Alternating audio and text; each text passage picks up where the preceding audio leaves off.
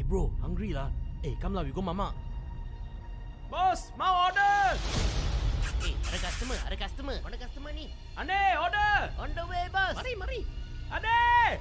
On the way. Cepat. Everything the light touches can be put inside the roti.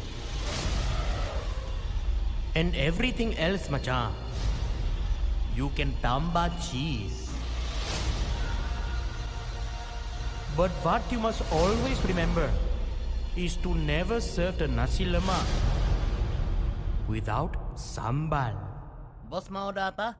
Nasi lemak ayam masak merah.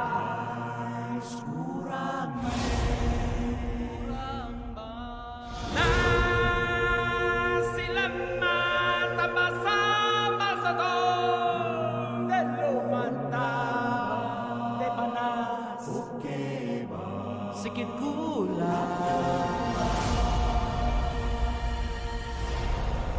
Remember. Kurang manis.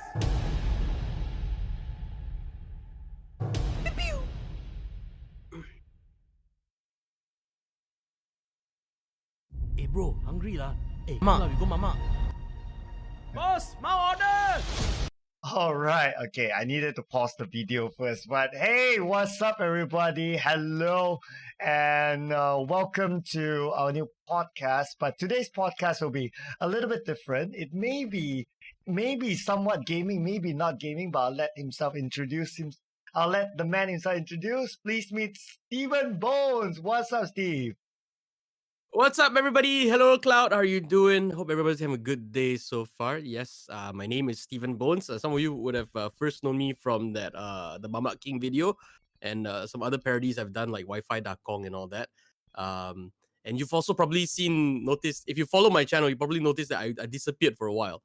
And that is because I started going on to Twitch to start like live streaming and stuff and like get into gaming and all those kind of things. So it's been 1 year already since I started on Twitch. Yeah. It's been 1 year, and yes, today is your Twitch anniversary. I saw the video Dude. as well. It's insane. It's insane. I started streaming on Twitch because one of the games I voiced for, which is No Straight Roads by Metronomic, Malaysian company, it came out, and that time I believe it was still around the first MCO, right? Like Malaysia's still under lockdown. So Right, yeah. what happened was, I started off being like streaming, like doing live streaming on Facebook and all that, but with like comedian friends as like talk show kind of thing, podcast kind of thing. And then I always wanted to try like, hey, what's this other stuff lah? I don't know, gaming stuff. Macam syok je. And then I think it was Candy Life. Candy Life brought me and Suling, the other star for the other voice actress for the game, brought us to Battle Arena in PJ. When was that? That was ages ago, right? Yeah. So we went to Battle Arena, and then that was the first time I got to see like Streamlabs. I saw like OBS, and then like, I was like, this is how a gaming stream can be done. Then after that, I decided to go back home and try and do it myself. And true enough, I ended up starting the No Straight Road streams, and then things started growing from there. And just like that, man, it's been 1 year already. Wow, I mean, time flies like 1 year. Okay, but we're gonna get to the whole story. But of course, let's start off with maybe some of the viewers, because this is gonna be uploaded to YouTube later on. Just saying, right? So maybe people might watch it. Hello, YouTube. Yeah, hello YouTube. People are watching this from the future. We are from the future, by the way. Yeah. Okay. So maybe just for the benefit of everyone, right? So maybe just like tell us a little bit about your background. How do you start off with the whole voice acting thing, and any other things that you do, and so on? How I got into the whole voice acting thing. I grew up wanting to be two things. One, a rock star, which led me to go to doing music and all that kind of stuff. Okay. Two, I wanted to be a cartoon. Yeah, I wanted to be a cartoon character. I don't know how, but I wanted to be a cartoon character. How are you going to? How do Yeah. you plan to be that? Exactly. So the Rockstar one, out of the two, the Rockstar one seemed like it had a easier road to Jalan. So I ended up studying in like a music college, and I went in as a singer because I used to sing for like corporate shows and bars and all kind of stuff, right? Went in as a singer, and then because I could like growing up, I watched a lot of TV and cartoons, so I always like to copy the voices. And Right. my college mates noticed that, and there is this project where like they have to take out the sound from a video, and then they have to replace all the sound, including all the voices. So like my seniors will always call me to do the voices. And then one day one of them said, "Hey, I've got a auntie working in a commercial advertising studio, like recording studio, doing advertising and all that. They need someone to rap in Chinese. Can you rap in Chinese? Ah?" I said, I can rap, I can speak Chinese lah. Good enough already. Go. So went and tried, did it, and then I saw this other guy go in, and then like 5 minutes came out, and then like done. I was like, oh, who is that guy? What does he do? And they say, oh, that's the voiceover guy. He's the one that says like terms and conditions apply, that kind of thing. KFC value treats now for 5 ringgit 90 cent at the end. That one, I was like, oh, God, this kind of thing, Then I was like, okay, this is interesting because this is kind of where I want to go as well, right? And then I ended up, after I graduated, I ended up getting a job at BFM when they first started. So I was an audio engineer there. Oh, Yeah, I was an audio engineer there. And then we will get all like these DJs and all these other voice actors and voice talents all coming in to do like their little auditions and stuff. And then from there, I was like, I really want to do this. I see this and I really want to do this, and I think I can do it. And then after, like, while I was working at the station, I learned to read the news. Then the seniors there taught me like how to like get better at my diction, pronounce words properly and all kind of stuff. And I hit a point where like, I did my first news read. Like the boss told me like out of nowhere, like, can you do it tomorrow morning? You've been practicing, right? You try lah. And then I did my first news read. It was at 6 a.m. And this was when BFM was so new that no one was listening.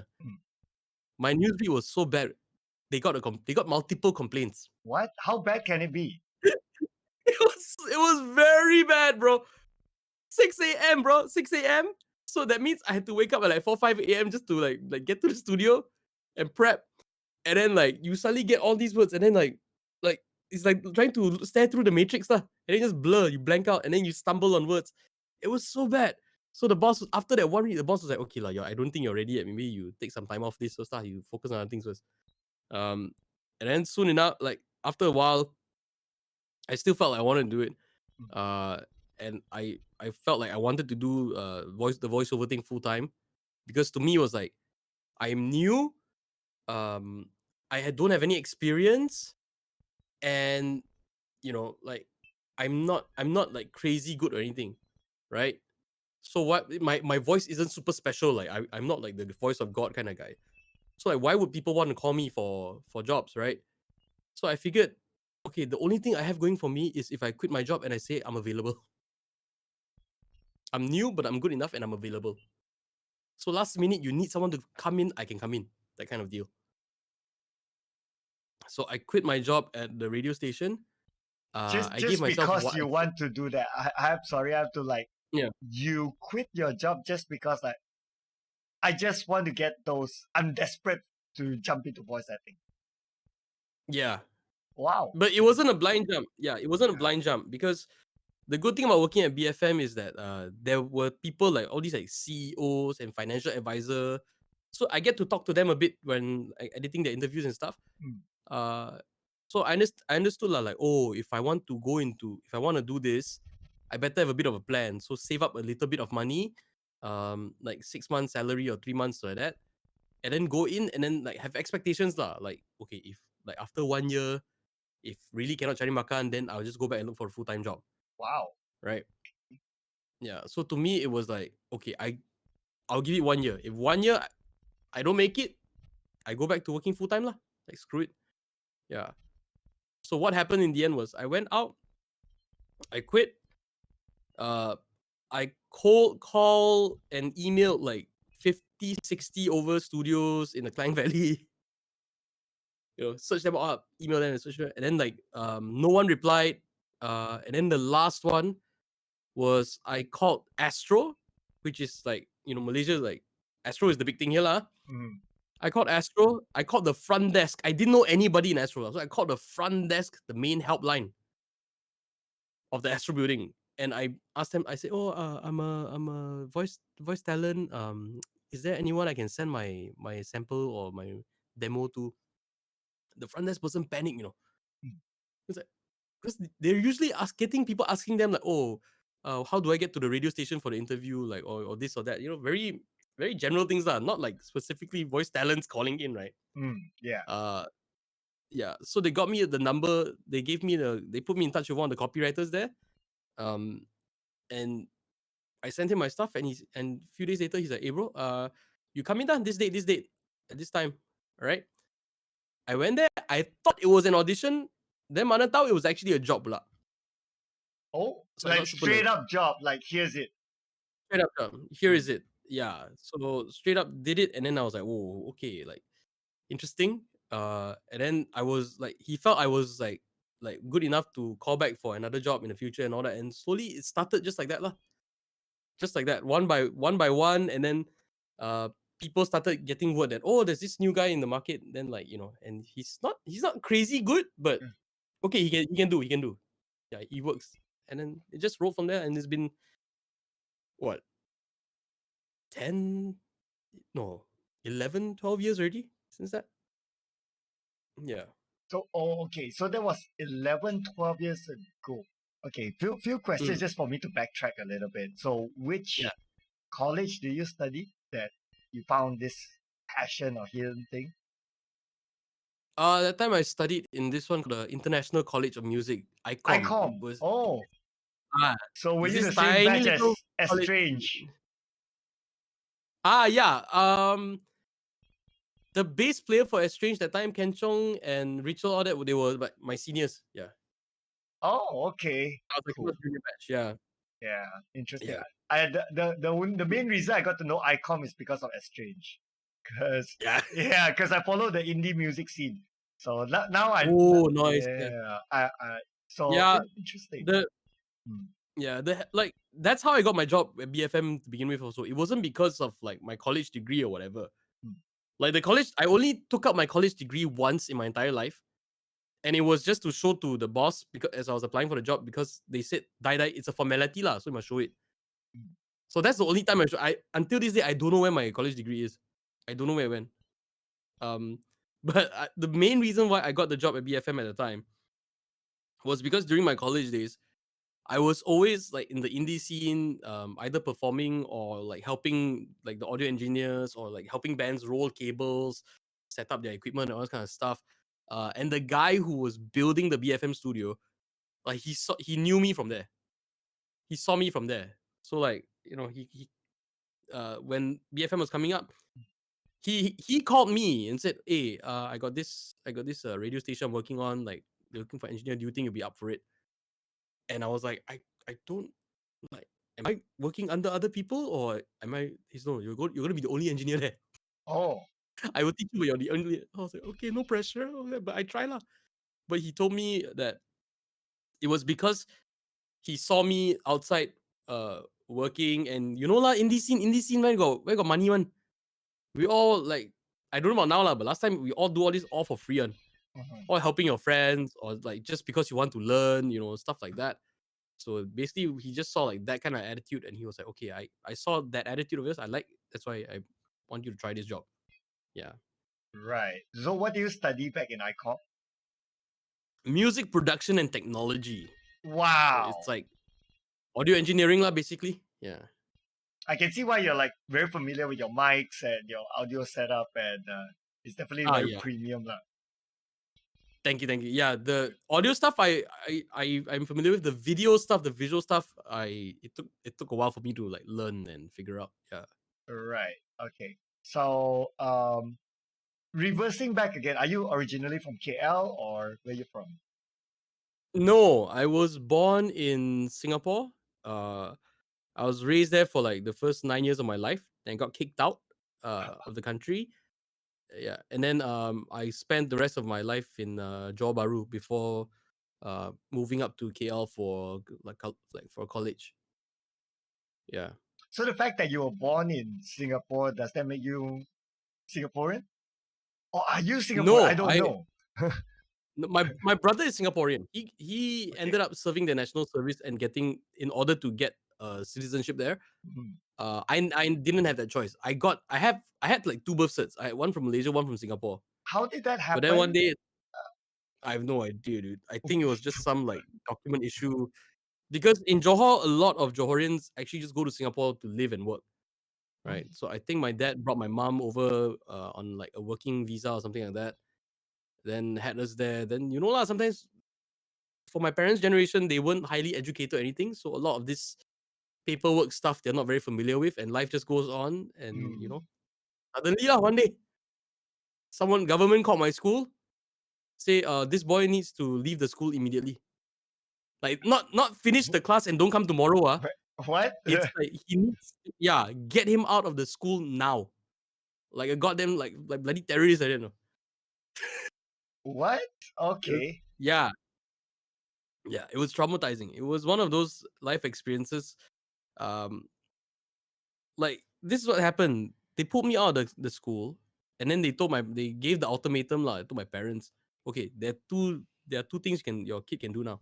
Uh-huh. One, go back to Malaysia. Go back to Malaysia, because I never been to Malaysia. I've never been out of Singapore at that point in my life. Go back to Okay. Malaysia. All right. Get your paper. Make him a full-fledged Malaysian citizen. All right. Get all the paperwork sorted. And if he wants to come back to Singapore to study, you have to pay 6,000 Sing dollars. This Basically, is you're a in foreign early student. 19. And come in, and he will live here, and he will do everything as a foreign student. Mm. Right. The other option is just go to Malaysia and become Malaysian. Just don't need to come back. Mm. Yeah. I didn't know much, but I knew that $6,000 was a lot of money for my parents that time. So I told them I can still adapt. I'm young enough to adapt. If anything, I knew that I was able to adapt to new environments at that age. And yeah, it's one of those experiences in your life that I think made a big part of me, because it's one of those situations where the world basically shows you that at any moment everything can be taken away from you, and you are nothing lah. You can just be thrown out of a country, and you didn't do anything wrong. The world doesn't owe you anything. They just throw you out, and then okay, you start somewhere new now. Okay, good luck. Yeah. So Yeah. so how did your brother end up in Singapore? Same thing. I think he's 6 years older than me, but he was born there first. Never left the country also. But when they found out about me and wanted to kick me out, apparently my brother was too old to be kicked out, because my brother was, I think, in his teenage years already, or 15 already. So they said for him, because he's older than 12, his option was to, if he wanted to become Singaporean, to serve their national service first, and then go to the court and renounce his Malaysian citizenship, which he never had.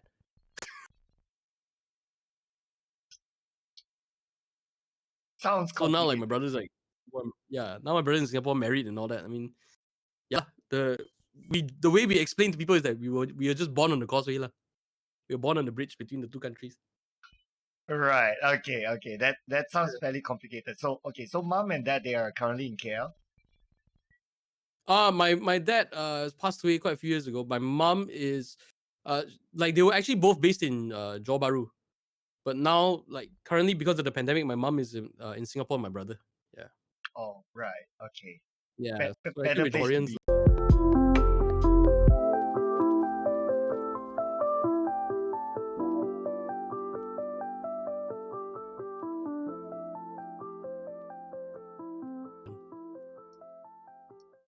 You got someone in Okay.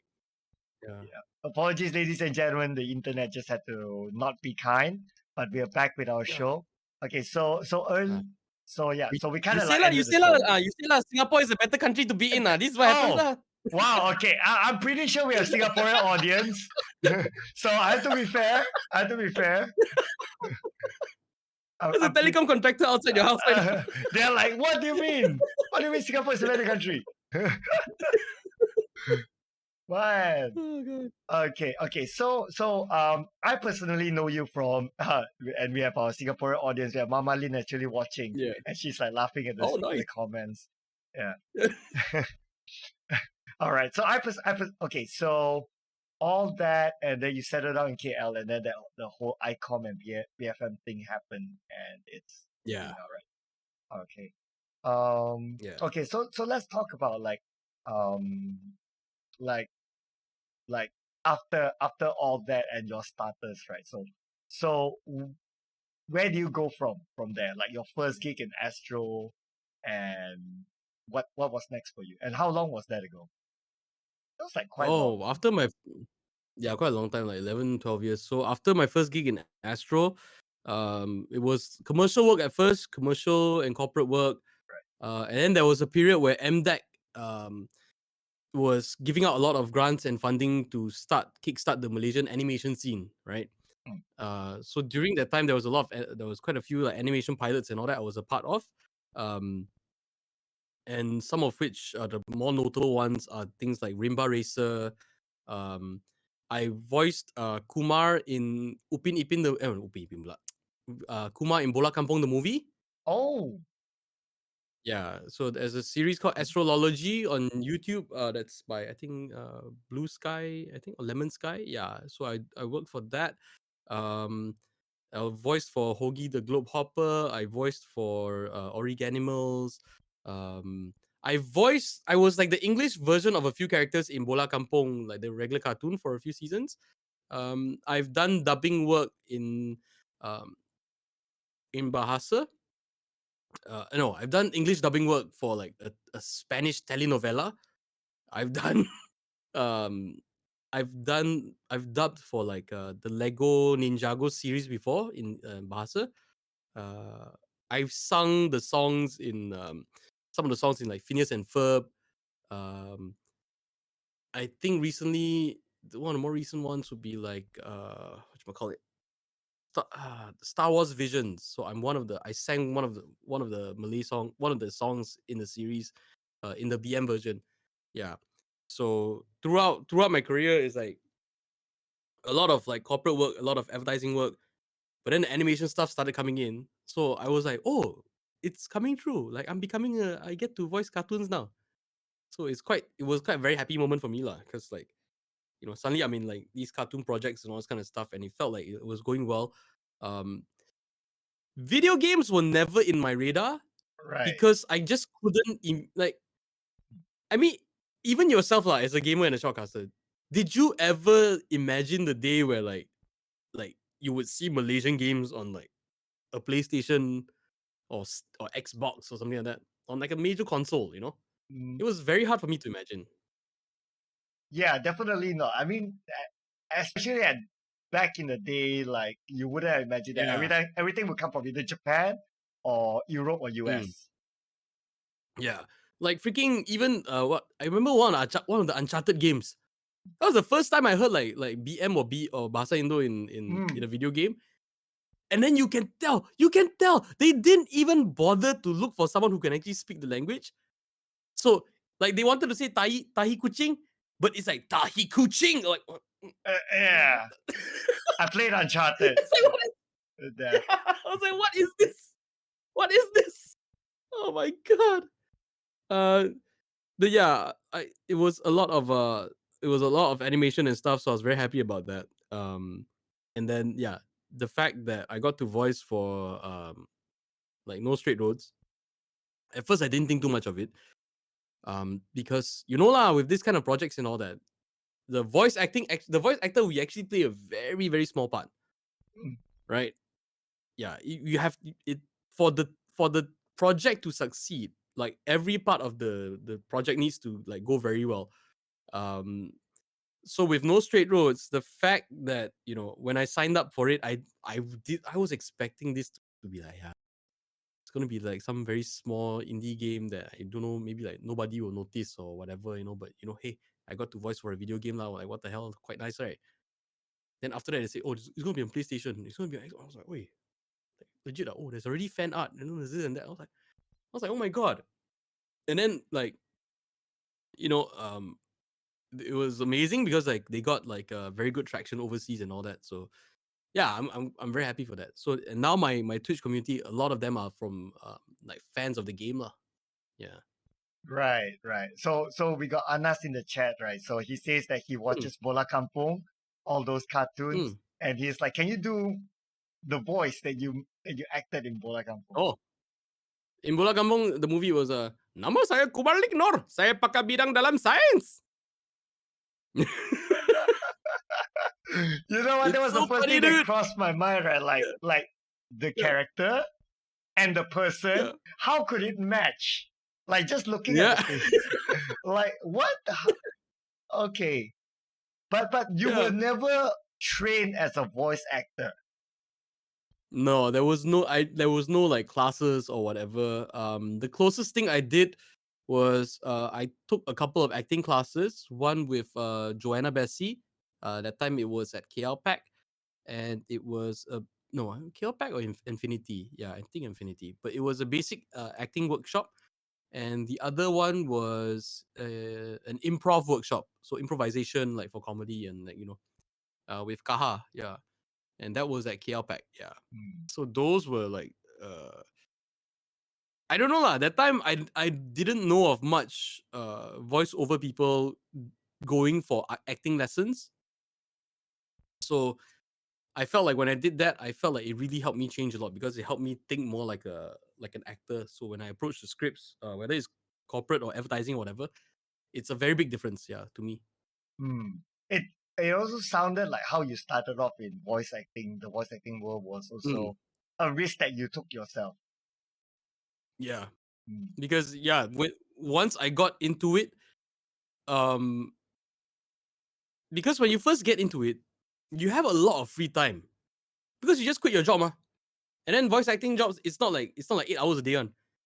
If True. you dapat, you go there 1 hour settle. Ah, for like a commercial or whatever. You go there, usually 1 hour you're done already, and then the rest of the day you got nothing on. So I during that period, I would always like be working on my demos, practicing. If I'm driving, I see a road sign, I try to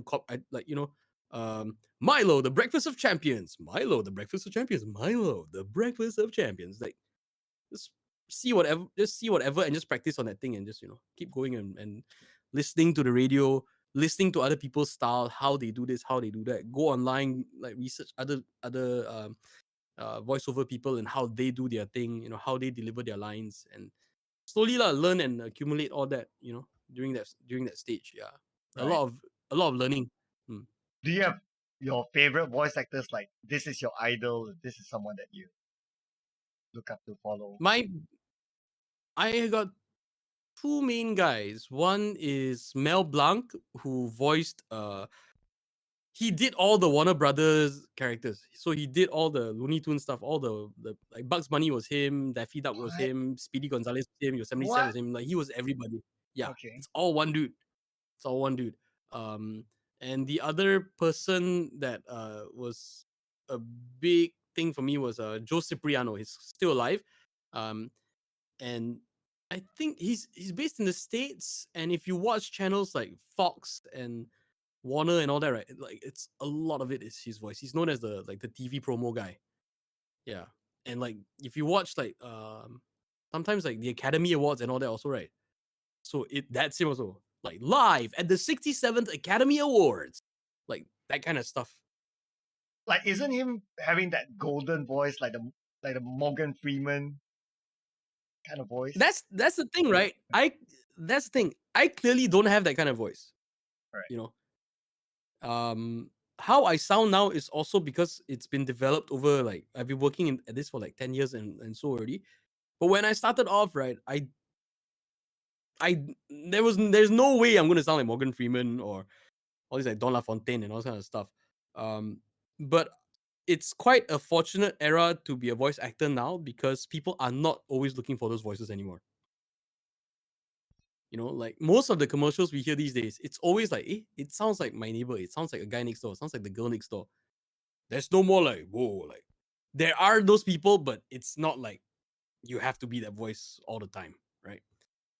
And with animation and gaming all coming up as well, there's even more variety of like voice work out there. Yeah. You know what? So yeah, we're not in an era. Like among shoutcasters as well. There's this one thing like with some of us like at the back of our minds like if our voice is able to get into a game, like our life is set, done. Like that is the benchmark. And you Yeah. made it. So you're Yeah. yeah, my voice is in the game, guys. Yeah.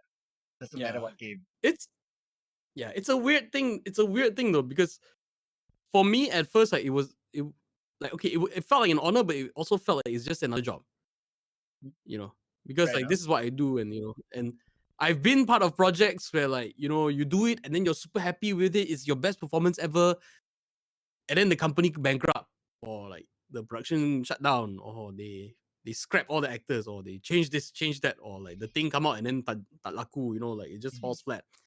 So after a while, you learn to manage your expectation, lah. Right. Like not every movie is a Hollywood blockbuster. Not every game, like not every game is a triple A, confirmed like worldwide domination kind of game. Like, so you learn to manage your expectations. Mm. So you're excited about it, but you kind of treat it like any other job first, lah. And then it's only afterwards that you're like, oh, okay, like this is big. So as shoutcasters, um, this is what I'd say, lah. If you have a thing, if you're already doing something, right, and you want to get into like a certain line of voice work, like if gaming, like if you only want to voice games, um, go for it, you know. But if you want to be a voice actor or voiceover artist, all right, and then games is one of your targets, then I would say you like if you're in Malaysia, like you cannot simply just only rely on games, because that is just like shooting yourself in the foot. That is like saying like you're a welder, but you will only weld like one kind of thing. Mm. Like you won't take other jobs. Like that's what's the point, right? Like that. Yeah. So yeah. So if like you're already a shoutcaster, if that's your main thing, and you're like, but I also want to be in a game, then yeah, do your shoutcasting thing. And then on the side you look for the opportunities to get your voice in the game, right? But for people who are like, I want to be a voice actor, like you have to understand like the variety of work out there. Okay. Everything you hear, whether it's an elevator, ground floor, second floor, the car park vending machine, your ticket fee is 2 ringgit 50 cent. All those are voices. All those are jobs. When you go into the mall, like welcome to IKEA, like all those are all jobs. It's not glamorous. It's not the hey, look at me, I'm the this is my character in Genshin Impact. It's not that. Yeah, but it's functional and it serves a purpose. Yeah, and it pays the bills. Yeah.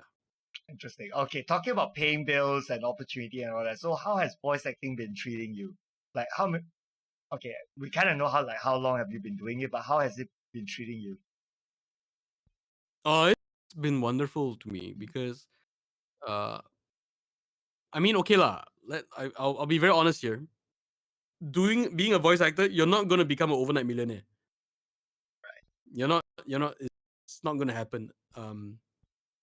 Even if you're in the States and all that, like a very very small percentage hit that kind of level. And I think over here with our market, it just doesn't exist. To become like a multi-millionaire just by doing voiceover, I don't think at least no one's done it yet lah, as far as I can tell.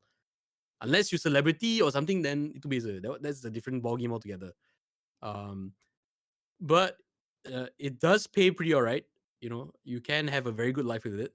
And your working hours are crazy lah. Like, and crazy in a sense where like, you do a advertising job. You go there, do like a radio commercial, 30 second, 1 hour. 1 hour tops, you're done.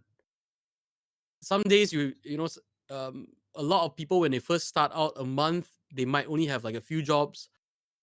Sometimes a month like 1-2 jobs also got. And then you get to some points where like some people 5 a month, 10 a month, 20 a month.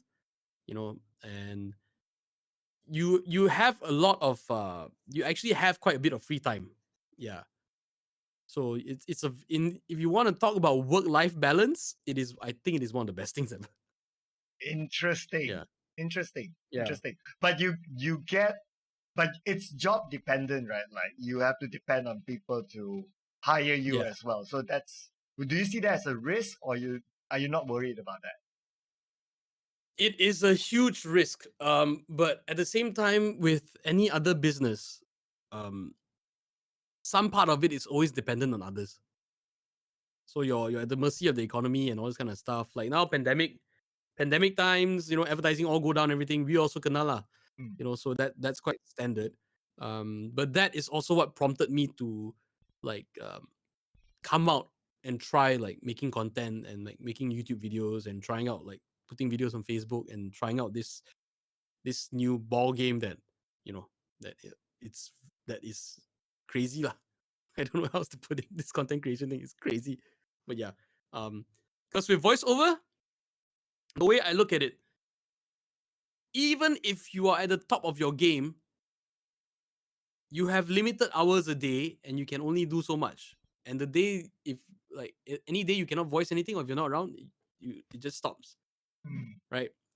Uh, so to me, like one like when you're a voiceover artist, you are basically what they call a tradesman. Like you work a trade. mm, You do something. People ask you to make this, you make this for them, right? You're like the guy fixing shoes and all this kind of stuff lah. mm. People come to you, need something done, you get it done and you give it back to them and it's done already.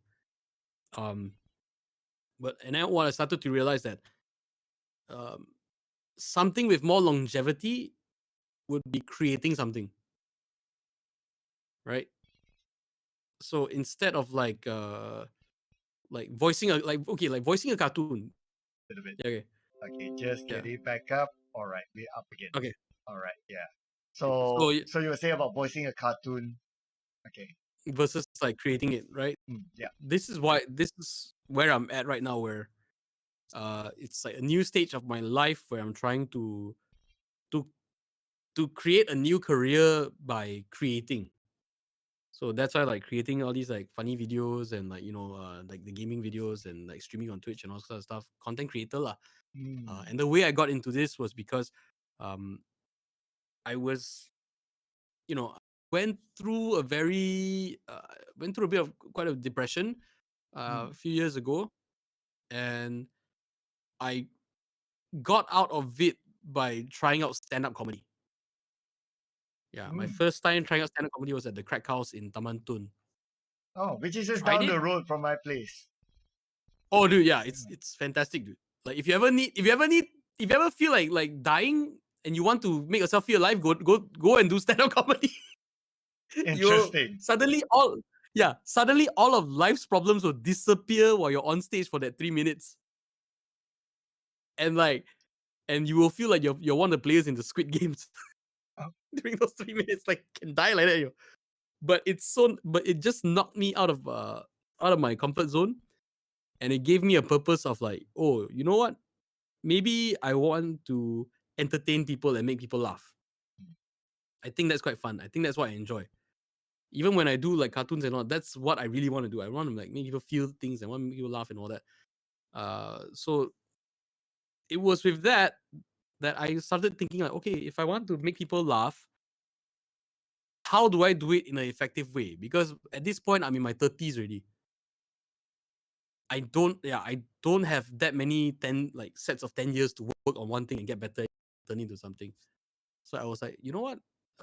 If I want to make people laugh, besides doing all these open mics and stand-up comedy shows, which I'm very new at, why don't I try using my other skills and learning other things and make videos and put on the internet? Because at least those, more people can see, more people can laugh, and if they like it, they pass it along. If they don't like it, just leave it there and like never mind lah. Just then move on to the next one. And that is how I ended up making the Lion King video. Right. Just by yeah. Okay. So we got this question from the comments. So Anas asking like, what's the hardest cartoon that you've did? Or maybe the hardest voice acting, or whichever category that you prefer to share. Okay, hardest cartoon. It wasn't a cartoon lah. There are a couple of these roles. One was I had to voice Professor Clone in Chichat Man, I think 1 or 2, but the English version. So it was like a 2 or 3 hour recording session There was an of me English going like, version. there is an English dub, yeah. So Oh, it was me going like I am Professor Clone, like for 2 3 hours. Yeah, that vocally that was the one of the roughest one. Emotionally, one of the hardest jobs I had to do. It was a PSA for a domestic violence thing. mm. So I had to act as like the angry husband, like beating the wife and scolding the wife kind of thing. That session, right?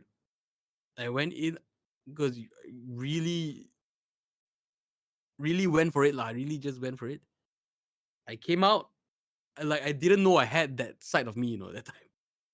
And when I came out of the studio, like my hands was like shaking and all that because I was just like You were so worked so up in from it. character that time. Yeah, it was a very intense kind of thing. I'm just glad it was just me recording by myself in the booth, not having like another person to work off kind of thing.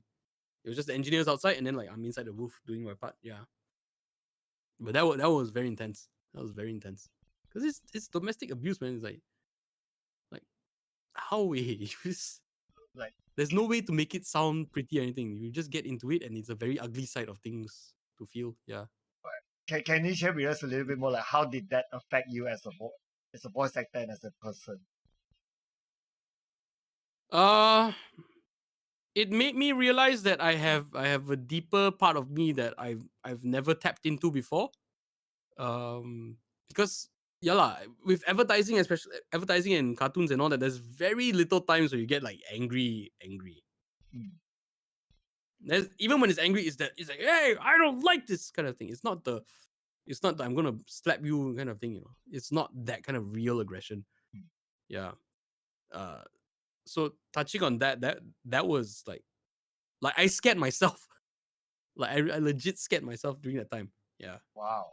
Okay. So Mm. some I heard about, like, okay, in the acting world there's just like method acting where people just go like Mm, deep into the character, they lock themselves up for months and all that.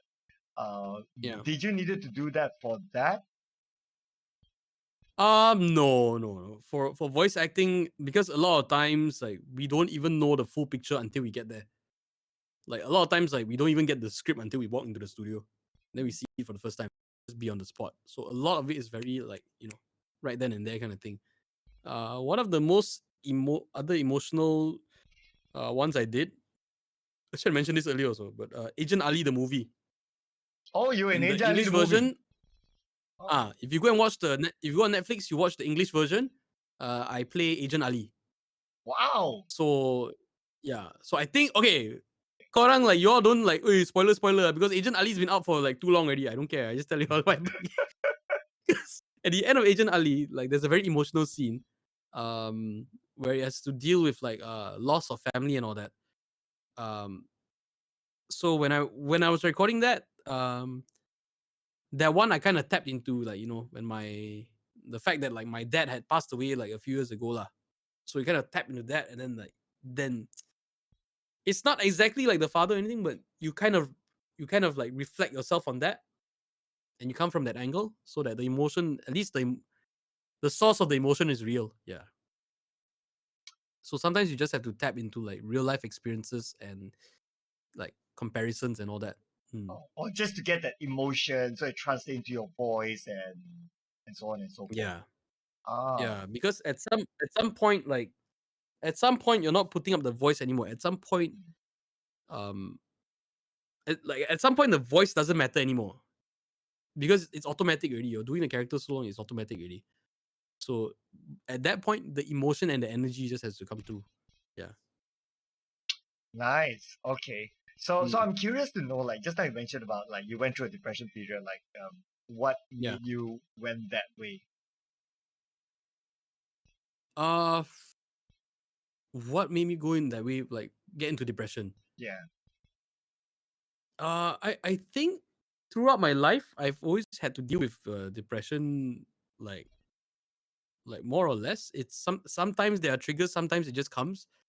Um, but yeah, it's to me a lot like sometimes like from stress of life, money, family, future, being uncertain about the future, all kinds of things, wondering if you're doing the right thing for yourself, wondering if like there's more to things for life for you, or like or yeah, it can really be from anywhere lah. This depression thing, like to this day I don't know what is it that triggers it. I mean, yeah, I know sometimes it's like financial or family stress that starts it, but yeah, how it's sustained and all that, I have no idea, dude. But Mm. sometimes it just out of nowhere, your life is fine, and then you wake up one day and you just feel like crap. Yeah, sometimes it's like that. Right. Yeah. I Mm. sometimes I have that feeling as well, especially like Yeah, in the line of work that we do. Right. It's yeah. some I put it this way, like the uncertainty kills me. Like Oh yeah, you dude. don't know what's going to happen next month. You don't know what's going to happen the following month, and and I guess a lot of these, the root cause is actually back down to financial stability. Mm. Yeah. So Yeah, you, you feel the yeah. I same? mean, we're oh yeah, dude, for sure, for sure. I mean, there was a time where like financially I was a lot more comfortable, but now I've got like family and kids and all that kind of stuff, so it's a different set of bills to pay lah, and yeah, that can always like be one of the triggers for like emotional going down emotionally and all that. Um, so yeah, I don't take it lightly, man. But at the same time, it's very strange what we do because our job is to bring in like we bring happiness to other people. Mm. So we cannot be depressed and work and on the job, or at least we cannot show it.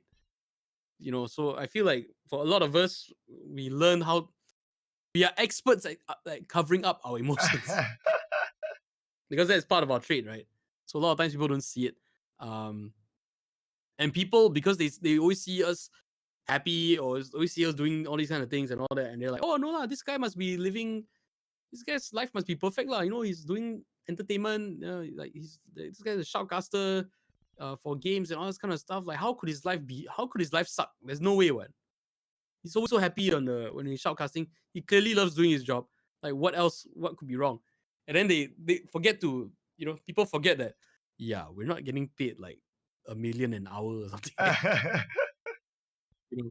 And even then, right? Even then, there's like other things you have to deal with, like sometimes it's even little things like comments on YouTube videos or comments on like your feed or chat or whatever. Yeah, anything can set you off, man. Yeah. Interesting, interesting. So in terms of that, we are like not too far apart. Like, I mean, at the end of the day, but we're just doing different genres, right? Yeah. Yeah, it's pretty cool. Okay, so uh, I personally know you from your video, Mm. the viral video, and I see you as a comedian first, to be honest. Yeah. Yeah, because it's a comedic video, and I've seen some of your stand-up shows as well, and all that. Yeah. So tell us a bit more, like how did you discover comedy? Like from depression and Oh, why there and how? yeah. Okay. I had always enjoyed watching stand up. Um, and then I knew that there were comedy clubs in KL. But I never been to one that time. And I know that I heard that there were open mics and stuff where you can just go and like give yourself just try it out. So I was going through a very rough patch, and it was literally the thought that, like, you know what? If I'm gonna die, I want to try this out first before I die. At least I need to do this first, you know? Because if I try it, I don't like it, then okay lah, fine lah. What's there to lose, right? At least I get it out of my system. I don't have to worry about, oh, I never got to try this. Like, no, it's right there. Go and try it first. Um the first few times I want to try it, always something came up, or excuses, whatever. But then like the final time I put my foot down, it was like I finished a job early and I had a lot of time to kill. And I was like, hey, should I go home? He's like, "Aiya, never mind lah, just lepak, just go and do this thing one time. One time. If you like it, go back. If you don't like it, don't do it anymore. Simple. But at least go and do it the first time." Uh, the night before, I had written like a page and a half of material. The morning I woke up, I read everything. I was like, this is stupid, this is garbage. I threw it all out. So I went on stage with like zero plan and zero jokes.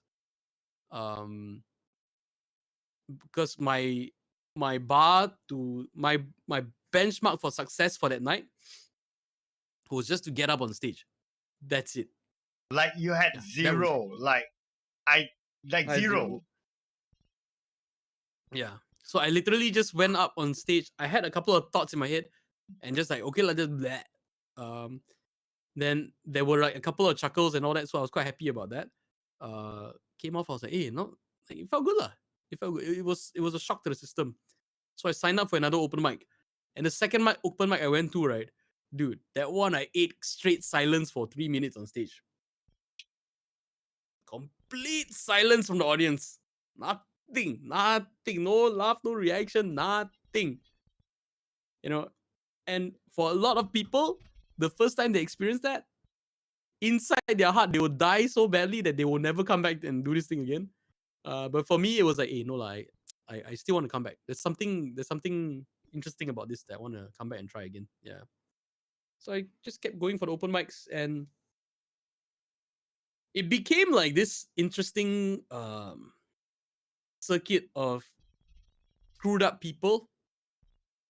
Like all the comedians are screwed up people, and like it's very weird. It's a very diverse crowd, but somehow everybody kind of like puts up with each other and gets it lah. You know, there's very it's a very weird kind of people to be with, and I really enjoyed that.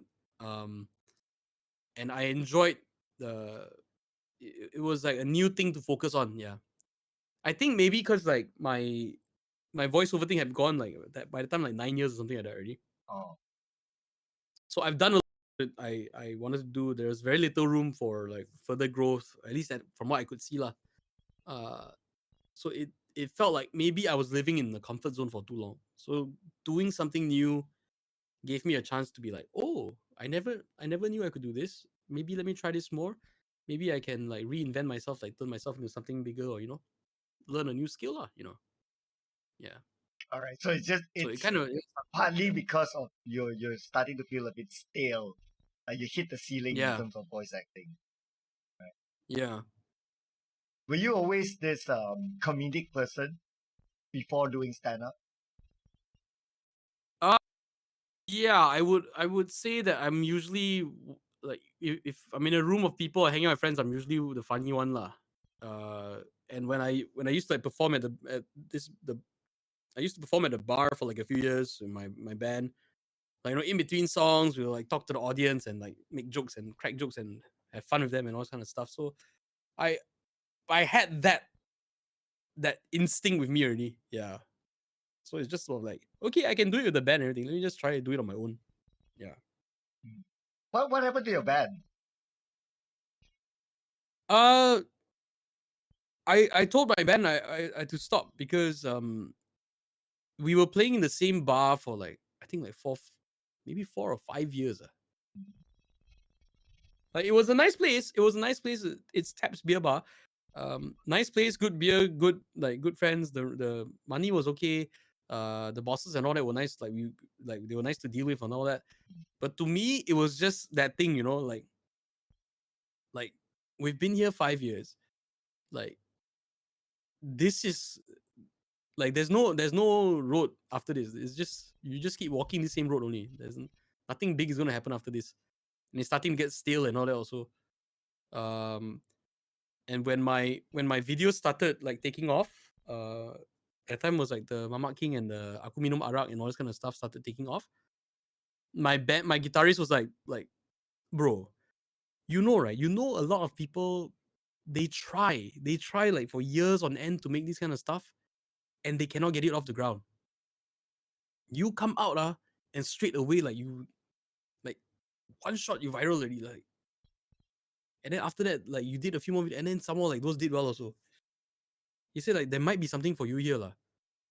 You might want to take a serious look at this because it addresses a lot of issues. Like, unfortunately we live in a day of social media where like numbers matter, view count matters, all these things matter. one of the things that struck me very hard was the first time one of the first times I met Douglas Lim at a recording studio. And I was telling him, oh yeah, I just started stand up, how is things for you, and he was telling me a story of like how an event organizer, I think one of the younger ones was asking him how many followers he had on Instagram so that they could hire him for his event, because if he had less than a certain number, they cannot hire him. And I'm like, hey, this is Douglas Lim there. Douglas Lim is getting this crap. Like, if he is getting this, like, then guys like me and all that, no chance really. Like, this is like, Douglas is like one of the best. Yeah. And these people are like asking, how big is your Instagram following? Like, what kind of question is this? That means how good you are at your craft at some point doesn't matter anymore, because people are looking at all these numbers. Yeah. So in the end, that's part of the motivator of why I wanted to start making online content also. Yeah, because and my friend, my bandmates were like, you seem to be doing well with this. Why do and if you have the numbers, you have the fame you famous ultimately at some point you can cash out with that kind of stuff. You can get higher rates if you're doing certain things, brand opportunities, blah blah blah blah. So although like that's a different career path with like a different set of monetary financial return. So I was like, okay, maybe I should look into this and give it a try. Yeah. So from that point on, I committed to making one video a week for the whole of 2019. Yeah. Which gave me very good results, but also like it was one of the most stressful years I've ever had. Yeah. Most tiring years I've ever had. Yeah. Why is that? Because one video a week, bro. It's and like the parodies and all that. Yeah, it's a lot to put out. And I was doing everything one man show. So I was doing the recording, I was doing the voices, I was doing the editing, the video editing. I had to come up with the ideas and everything. So yeah, it was a lot to deal with. But my internal KPI for me was that it doesn't matter what kind of video I upload. It doesn't matter what kind of video. It doesn't matter how long. It doesn't matter how good. It doesn't matter. It doesn't matter lah. As long as I upload video, if it's a video of just me looking at the camera, say hello, how are you, and just switch off, can also. If I'm willing to upload that, I will count that as a video as well. Yeah. So it was like a year where I got to like really experiment and do all kinds of stuff lah. But besides social media numbers, obviously like the Mamak King video, it went like super viral. Like even the views for that video itself is like 1.7 million views or something like that. And you get monetized, I suppose. Wait. Here's the thing, dude. Wait. How is that a no for a 1.7-ish million video? My YouTube channel, literally only a few weeks ago, it got monetized. Literally only a few weeks ago. Why? How? Because initially when I applied for monetization, Facebook turned me down. And then like I appealed, and then they turned me down again. I didn't know why. Facebook or YouTube? YouTube turned you down. YouTube, sorry. YouTube, okay. Yeah. So I asked around, and then someone told me that, because they flagged your channel as a repurposed content. Repurposed content channels are basically channels that re-upload other people's trailers and like other people's content.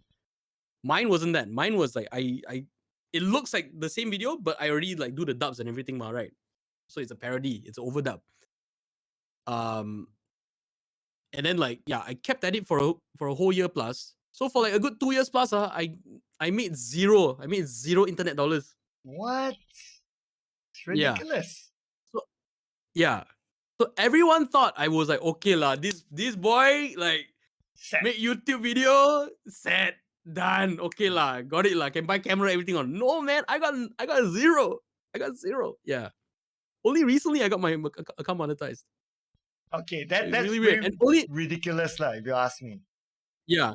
And then recent, because only like a couple months ago, I logged into my YouTube channel, like my YouTube account, and click the monetization tab, and then they said, "Oh, this is the feedback for your account.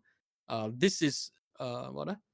Because they flagged me as a repurposed content account, so they said, oh, in order not to be flagged as a repurposed content account, these are the rules that your content must follow, the do's and the don'ts." I was like, bloody hell, all my videos fall under the do's lah. Nothing is under the don'ts. What are you all doing this to me for? And then I checked on some other videos, and I found this guy who said like, oh, you need to, sometimes YouTube just takes a quick look at an account. It looks like it's not a serious account, and they just flag it lah. So what you can do is, your about section, make sure you type stuff, your profile picture, put nice one, the banner, put properly, make your YouTube channel look a bit more presentable, more professional lah, so to speak. And I'm like, this is not part of the KPI of YouTube. YouTube doesn't tell you like, oh, in order to monetize your channel, you need to make it look proper and legit. It doesn't tell you that. But I did that, and then I appealed again, then okay lah, finally got it. Yeah. Wow. Okay. After all the viral videos have gone and like been like, move on already. Now only like, oh, okay, now YouTube lets me monetize. Right. So it's really, really weird. Man, I mean, so you missed an opportunity for like the big video, whereby that could have instantly be a motivator to like, okay, I want to keep doing videos because, let's be real lah, everyone does it for money lah, money. No matter how passionate you are, if you don't have money, you can't put food on the table. It's hard. But if you have money, you probably can still go on with it. Yeah. So I went on for like what, a good year or two. Zero money, just constantly doing it. And on Blue Book side, right? It was okay, because Blue Book, the monetization hurdles are a lot higher. Right. A lot higher. Because it was like, I don't know about now, but that time it was like you need 10,000 followers on your page, and also don't know like how many 100,000 minutes of views on a 3-minute video. So anything under 3 minutes doesn't count. Yeah. Yes. So this is when I started stretching out my videos a bit, and then I managed to get the hurdles cleared after a while, but it was still not good lah. Like, one of my videos that went viral, I think this was right around the time I was trying to monetize the YouTube, the Facebook channel, the Facebook page. My Wi-Fi, my Hoi Fu Ting Hong video, the Wi-Fi da Gong one. Oh yeah. Like, if you go to my page now and see, right, dude, like the views on that thing is like 6 figures at most, I think. What often would happen to my videos is that it will get on WhatsApp and people spread it around. What happened was that there was some dude in Singapore that uploaded it onto his personal Facebook profile. From there, the video went viral blood. And that one got like what, 4 or 5 million. Oh, so that guy beat your numbers. Yeah. Man. So it was really weird. And it happened to me multiple times. My Aku Minum Arak video, my original post is like 3 to 6 times smaller than what someone else reposted it. Got. Yeah. So the content theft is a very common thing lah. And then like Facebook, Blue Book at the time, like at least for me, didn't have any mechanism to take this stuff down and whatever. And even if I go and take up for a takedown, right? Like, what am I going to do? The guy take down, then the record of that 4-5 million views completely gone already lah. And it still doesn't go back to you in any way. Yeah, it doesn't go back to me. It doesn't. Yeah, not in any way. So it's really strange. And then like my Lion King video last time, also like out of nowhere, I did a very thorough check. Out of nowhere on Blue Book, out of nowhere one day it just disappeared. It was going to cross the 1 million view mark and it just disappeared. Wait, seriously? It's no longer on your page now? It's no longer on my page. So what you see now on my page is a re-upload. Oh. So the first upload, it was removed. It disappeared. There's no record of it. It's really weird because when I go into my activity feed and all this kind of stuff, right, you can see that I will like people had commented on it, but the date where I posted the video, that entry is gone. The video just disappeared. Is it monetized? No. So like my and with Facebook again, you can only monetize videos that are 3 minutes or longer. Oh yeah, that's a 1.5 Yeah. minute. So that's the thing. Yeah. So with Blue Book, what the reason why I kind of like stop putting so much effort there now is because it's just been consistently harder to get things out there, to make content for that for them, and it's a nightmare lah. Even when I had a video go viral for Singapore, like the robot dog thing, right? I think that video got me like what, $20. Like it did well, it did well. Like I was like, oh, $25 in it. I was like, okay, like this is very hard to like achieve, man, if you want to get like a payout. And then we all know that with Blue Book, old videos will never resurface. Yeah. So your new content will always be put up front, but your old stuff will always be like sent into the back. And then even if you put new stuff, if that week a lot of people are advertising and buying spots to promote their content and all this kind of stuff, then you just get buried lah. There were like influencers and like people who I followed, right, where I watched all their stuff, and then I noticed that I think it was MCO1 and MCO2, that I never saw their posts on my feed for a few months, because like all I was getting was ads, like Financial Guru, like FX, what, Forex lah, whatever, all kinds of stuff. People selling like car tire or bits or whatever, But it's it just floods. So after that, I felt like, you know what, I should try other things lah. I should try other things. So going on to Twitch was the first place where I ever got to get like internet money. I was like, oh, can monetize on Twitch. Oh, they got subs. Oh, they got donations. Okay, this is interesting. So that helped to become a little bit of a motivator lah. I mean, that, and also I love like streaming on Twitch as well. Right. So why Twitch and not anywhere else 1 year ago?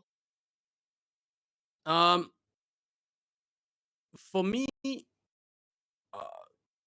Facebook didn't feel like the right platform, because what I noticed with Facebook was that it was the live streaming for Facebook seemed to work better for people who were like selling watches, or just like they were live streaming for a reason to interact very directly with consumers, kind of thing. So the people are not there for a good time. The people are there because they want something. That's it. Right. So if you're selling something or you're trading something or whatever, then okay, fine. If you're just there to try to do a show, when you do your first stream, Facebook will bump up the numbers. But after that, after your first one, right, after the subsequent ones will just get like get shelved down. Yeah. And that time, Facebook gaming was not on my radar yet. In terms of YouTube, it's really because of like the monetization thing, like that, and like feeling a bit burned from that. I did stream on YouTube for a couple of times. It's where I first tried my stuff, but then it was, when I tried out Twitch, it was like, hey, this feels like something new, something different. Maybe I can start up something fresh here and see what happens. Yeah. And after I hit the Twitch affiliate and all this kind of stuff, I realized that this platform is a lot more friendly lah when it comes to like new creators trying to like earn a few bucks right from the get go. Yeah. But people talk about like Twitch discoverability is low. It's hard to get new audiences and all that. What are your thoughts about that? Oh yeah, for sure. Because how do I put this? It's YouTube where people can search for something and then get it. Like there was a time I went on Twitch, I just wanted to find Malaysian streamers, I couldn't. I searched Malaysia in the search bar. I got nothing. I got maybe a streamer named Malaysia or someone talking about Malaysia, but no Malaysians. So yeah, you kind of have to like just. I mean, I got lucky because I was voicing a game that was doing well, so that brought people to me. But yeah, Twitch discoverability is a problem. It's something that I'm struggling with right now because, uh, there is that thing of when like okay, one thing like Twitch doesn't let you choose your own thumbnail and all that, right? So you're midstream and s- seeing a thumbnail of video game and a guy, video game guy, video game guy, video game guy, video game girl, video game guy. Like it's very hard to stand out that way. Um, your best bet for discoverability is probably at rates and stuff. Yeah. But YouTube in terms of live stream discoverability, I also that at that time also wasn't great. And I felt like YouTube is a place where you put like pre-produced content, like you properly edited videos or stuff intended for YouTube, and then you draw audiences over to Twitch. Yeah. Or the other way. Yeah, that way. But Twitch discoverability, I don't know, man. I don't have an answer for that. I wish I did, but it does feel like you need your content to take off in other places. Only people will follow you into Twitch. Like that seems to be the game plan for a lot of people. Yeah. So how did Or you? Yeah, I was about to go like, how did you sort of made it? Like you're doing pretty well from what I see. yeah. How do you make that? It was based off the game, and I did a lot of streams based off the game as well. Uh, and I guess at the heart of it, Twitch is about community, right? So you build community events. So at that time, I was doing streams where like I would invite the other voice actors for the game. We stream together, we play the game, or like we play like Among Us or whatever. So it was always very event based. So when it's event based, you have time to like tell people like, oh, like next week, or like 5 days from now, we're gonna at this time we're gonna be doing this stream, and then people like adjust their sleep schedule to watch it. I was like, oh my god, like in this day and age, people adjusting their sleep schedule so that they can watch something live. Like who does that? Like who still does that? I was like, wait, but there are people who will do this. And I was like, okay, there's something here, lah. So I think yeah, having something event based really helps. I believe even like your own streams, like when it's like when it's a competition going on, or like something very very event related is going on, like generally the numbers are better, right? Because people come in and they're expecting something bigger, they're expecting something better than the usual, which is strange. Yeah. Yeah, which is quite interesting. I think I tend to agree with you. It's like okay, randomly we just do something. Let's say, oh, we play a random game today without telling people what's the purpose of us doing this. Then Yeah. maybe it's somehow it's not as effective or as reachable, something like that. I don't know how to describe that. Yeah. Yeah. Yeah. But sometimes we just have to do it, lah. Sometimes just for the sake of our own mental health, we have to do things that that we know is not probably not good for the numbers, Mm. because we just have to do it because for ourselves, yeah, because we're not robots, yeah. Yeah, I think this is something that a lot of people don't realize that um and I totally agree with you that if we are doing something just because of the numbers, it tends to become a stress, and Yeah.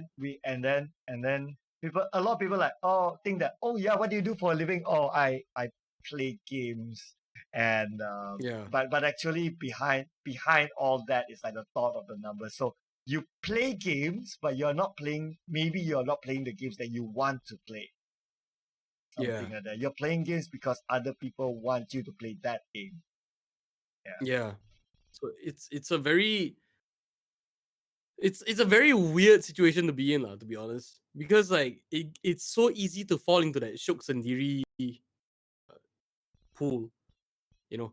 But at the same time, like it's hard to judge an audience because some audiences just like to watch other people shuk sendiri, Mhm. because I think all of us, we know streamers who are like that. Audience will just watch them because something about them. They shuk sendiri, but audience will just like they like to watch this, right? Yeah.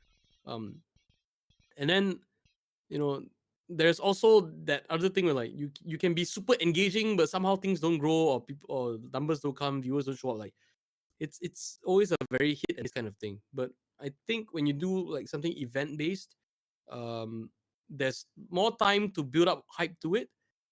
There's more time to get it structured and all this kind of stuff. Then yeah, somehow like as much as live as people want it, like they still want some kind of like basic structure or expectation. Yeah.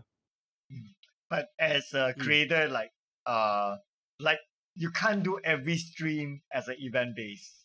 Like there will be a limit to it, lah.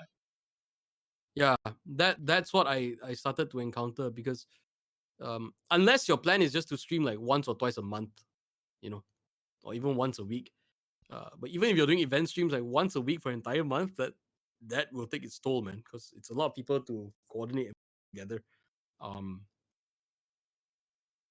But yeah, it's that thing.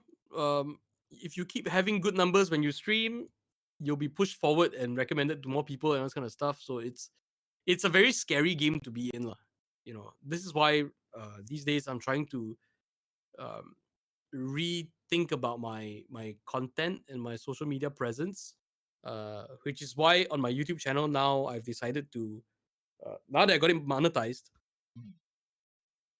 and this is very weird. My old account, which was the one with all the parody videos, couldn't be monetized at first, right? So I figured, okay, since I'm on this gaming wave right now, let me set up a new YouTube channel to store all the clips and the VODs for all my Twitch streams, right? Set it up as a gaming channel, so gaming content here. That one I managed to monetize. So I was like, yes, okay, you know what? I'm gonna move my attention to this channel because it's monetizable. But then Sakit Hati lah, the other one like cannot monetize. Then recently, after I tried monetizing the old one, and it worked. So now I'm like, okay, you know what? I have to restructure everything again. Now, okay, the VOD channel, the stream channel, I will just keep it for stream archives and stuff, because that's like a different kind of audience. They watch very long videos. Those are like 3-hour, 4-hour videos sometimes, right? And then this other channel, I will keep it for like the more produced content. So, and I can't go full gaming because that's not what the original audience came there for. I don't want to have to keep doing parodies, you know, forcing myself to do parodies. I want to do song covers. I want to do some other things. So, you know, I'll take this bigger channel now that's monetized. I'll put more variety in there, but like shorter content. Yeah. And hopefully people after a while, they start to see the personality, they see this person. And then from there, they will like head over to Twitch to find me, lah. Or I might just, or if YouTube manages to get super chat working in Malaysia for finally, because somehow it still doesn't work yet, then maybe I can like come over YouTube and give it a try. Yeah. Yeah, I'm keeping my eye on the super chat. I'm no people from Blue Book. No, that's not what I'm thinking.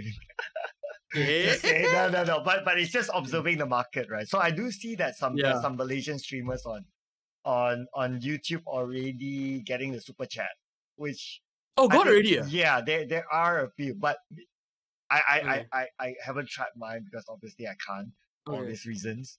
But but I think it could be like phase by phase, like not everyone gets it. It's like maybe they'll prioritize the active ones first, and then they'll slowly go down the pipeline. So I think it's about time that you can keep your eye on that.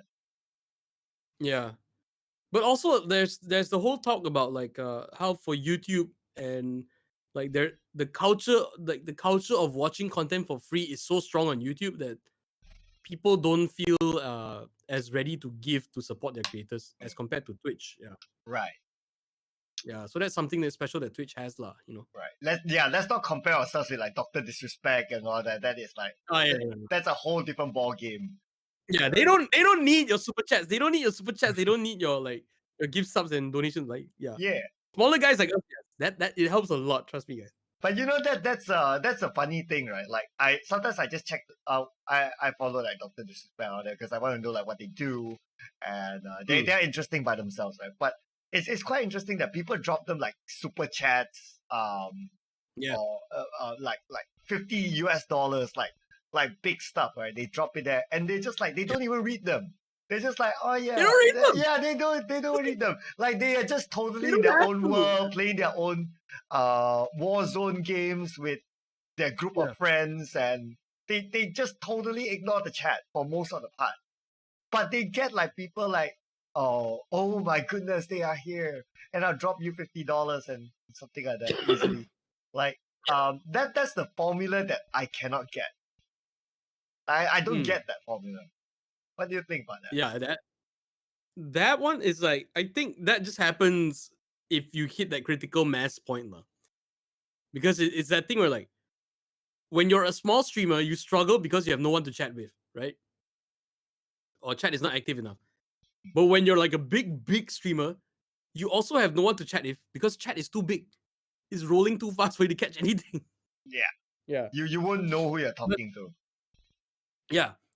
But at that point, I guess like, you know, people are in for it already, lah. They go in knowing what to expect already. They expect something good and they just go in there, yeah. And as a Because like streamer, I you'll be think like, yeah, I well, 1 hour stream I can get like what 1,000, 2,000, 3,000 US dollars or something like that. yeah. But then you also have examples of like Ninja. So Ninja is like on Twitch, I believe like he's got like the most followers or something. But when he streams, his numbers don't reflect that. And because like he got famous, I believe he got very, very big because of Fortnite, for streaming Fortnite. But then he decided to like take a detour. He like mentally he didn't want to stream Fortnite anymore. He just wanted to stream whatever the hell he wanted to stream. And you know, for lack of better word, that kind of tanked his channel, lah. You know.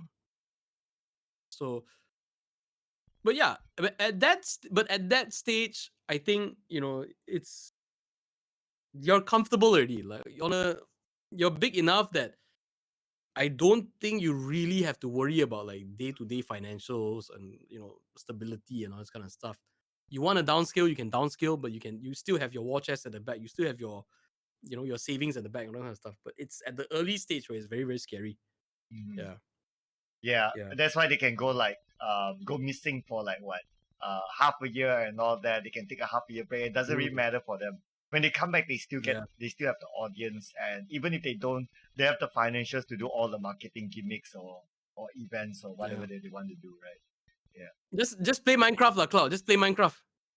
Buat apa main PUBG semua? Minecraft je, Minecraft. Just play Minecraft and I know, right? You know, it's actually the same conversation like I have with like the PUBG pro players, right? Like they are so sick of playing PUBG, like because they play professionally, like they train PUBG, they look at everything PUBG and everything, and when they stream, the last thing they want to do is to play PUBG. But the fact that like the audience expect them to play PUBG because, oh, you're a pro player, I want to see how you play, and they're like, yeah, I'll play, yeah, but the feeling is like, I'm playing because of the audience, not because I want to play. Like on my leisure time, I just don't want to see PUBG anymore. yeah, it's weird, right? Yeah. But I don't know, man. That's the internet audience for you, lah. People only want to know you as one thing and one thing alone. It's very hard for people to understand that this person does other things as well.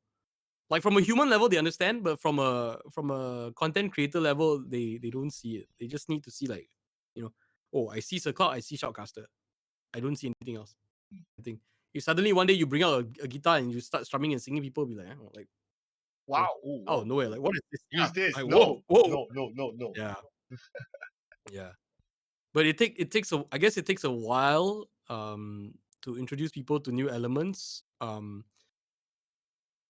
yeah, I mean sometimes you just have to put yourself out there and give people something that they didn't know they want, you know? Yeah. Like this. Sometimes it's just Like we're suddenly we're not exactly talking about gaming, so this is one of it. Yeah, but it's like for me as well. Why I do this is because I just wanted to do it because I think it's interesting to have a conversation like this, educational stuff. Although it's not directly related to gaming, but it doesn't really matter. I think there are a lot of things to explore outside of gaming. So we also like to take some time out of our usual routine to do something that we want to do as well. Oh yeah, for sure, sure. Yeah. So that's good to get. Sorry. Yeah. So even for myself, like I explore a lot. I experiment and explore a lot. I used to do like podcasts as well. Yeah, I've I've seen done yours. I think you had like Joanne come at some point. yeah, Yeah, quite a few people. Yeah. a few people. So we got some people watching in the chat. So we got Jeremy, who is the publisher or developer for Exemius, another local game. So yes, this is the guy Okay. behind No Straight Roads, by the way. Yeah. Hi, Jeremy. Nice to meet you. Right, and Yeah. and Said Fakrazi. Said is one of the how should I put it? He's someone who's in the esports scene. He owns a team currently. He owns Axis, one of the pro teams in Mm-hmm. the PUBG Mobile scene. So he's running a Bigo project. So that's why he's sharing. We Oh, do okay. Bigo game stream. So what do you think about, like, would you still stick to Twitch, or would you move to YouTube, assuming that Super Chat is on and all that, or Bigo, or any other platform? Uh, for now, I would say my main base will still be Twitch. Because YouTube, I'm running a different set of experiments. I do want to try live streaming again on YouTube though, one of these days, because I know because it's that yeah it.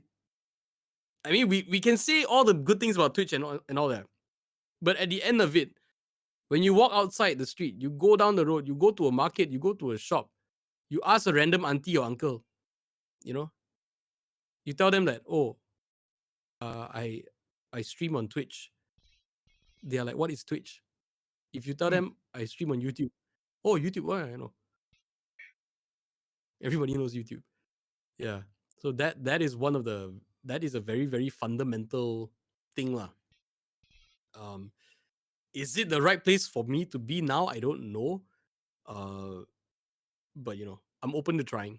At this stage, I don't mind doing anything anywhere. Yeah. Because Twitch, as nice as it has been for me, I I mean the extra money here and there is good, but it's not at the stage where like if I don't have this money, I will die. It's not at that stage. Yeah. Yeah. Nor do I also I need to make this clear. I don't really want live streaming to become like a main chunk of my income.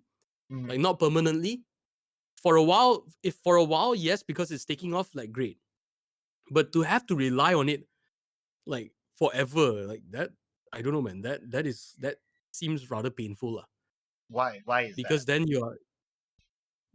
you are at you know, um then you fall into that stage where like you have to deliver, you have to play or do all the things that will make the viewers happy, even if it doesn't make you happy, because you need that income, because you're dependent on it already. Yeah, that's why I feel like a lot of Twitch streamers and all that with longevity are the ones that their Twitch takes off, but then also their YouTube channel takes off. Because even if they don't stream on Twitch or whatever, at least YouTube there's like extra money coming in. Already streaming on Twitch, you're already creating content, but the thing with Twitch is that content disappears after a while, and it can never be found again. Yeah. So why not take that content, repurpose it for YouTube as well, and if something takes off over there, at least you have an extra stream of money lah. And whatever you're streaming on Twitch, it doesn't feel like a complete waste of time if no one watch or nothing happen or whatever, because at least some of it you can use for YouTube. Yeah. Okay, so now I'm curious to know that we talk about like putting up faces and doing things that for people and all that. Hmm. Which content that you do on Twitch on your live stream is you and not you? Because I see that you are able to. Well, you're good with our camera, so you know how to separate stuff, and then okay, now it's the go live session, right? And then you put on the go live Yeah. persona. So which is you and which is not you? Which is the thing that you want to do, and which is the thing that you're doing it for the audience? I play horror games for the audience. That's the thing. I really You're love not a it, fan man. of horror games. But but I but every now and then I do it because I know they really love it, and part of me is also like, okay lah, maybe I should start learning how to get used to this. Maybe. Oh my god, yeah. Because I don't know, I play video games a lot of times. I want to play to chill, right? But a lot of people play like to get the heart rate going and all that. Um, I love playing Overwatch, but I suck so bad at Overwatch. Like I like playing Overwatch, but I'm so bad at it. Yeah. A lot of games that I really want to play, I'm so bad at it. Yeah. So and yeah, Twitch is a hard nut to crack. Also, I'm not the kind of person who is able to just stick with one game for a very very long time. I have like a very short attention span, so that's also a problem. Yeah. I can see that you switch Mm. games very often as well, from all sorts of simulators Yeah. to so-called competitive games and to casual games, and like in one stream you can like, oh, I can switch like 2 or 3 games, and then in between it's about Oh talking yeah, about dude. pizza and pasta. Yeah. That's that's how I do. Yeah. But I find my biggest strength is like doing all those like chatting streams. Mm. Yeah, because I can get into like very stupid debates with people and all that.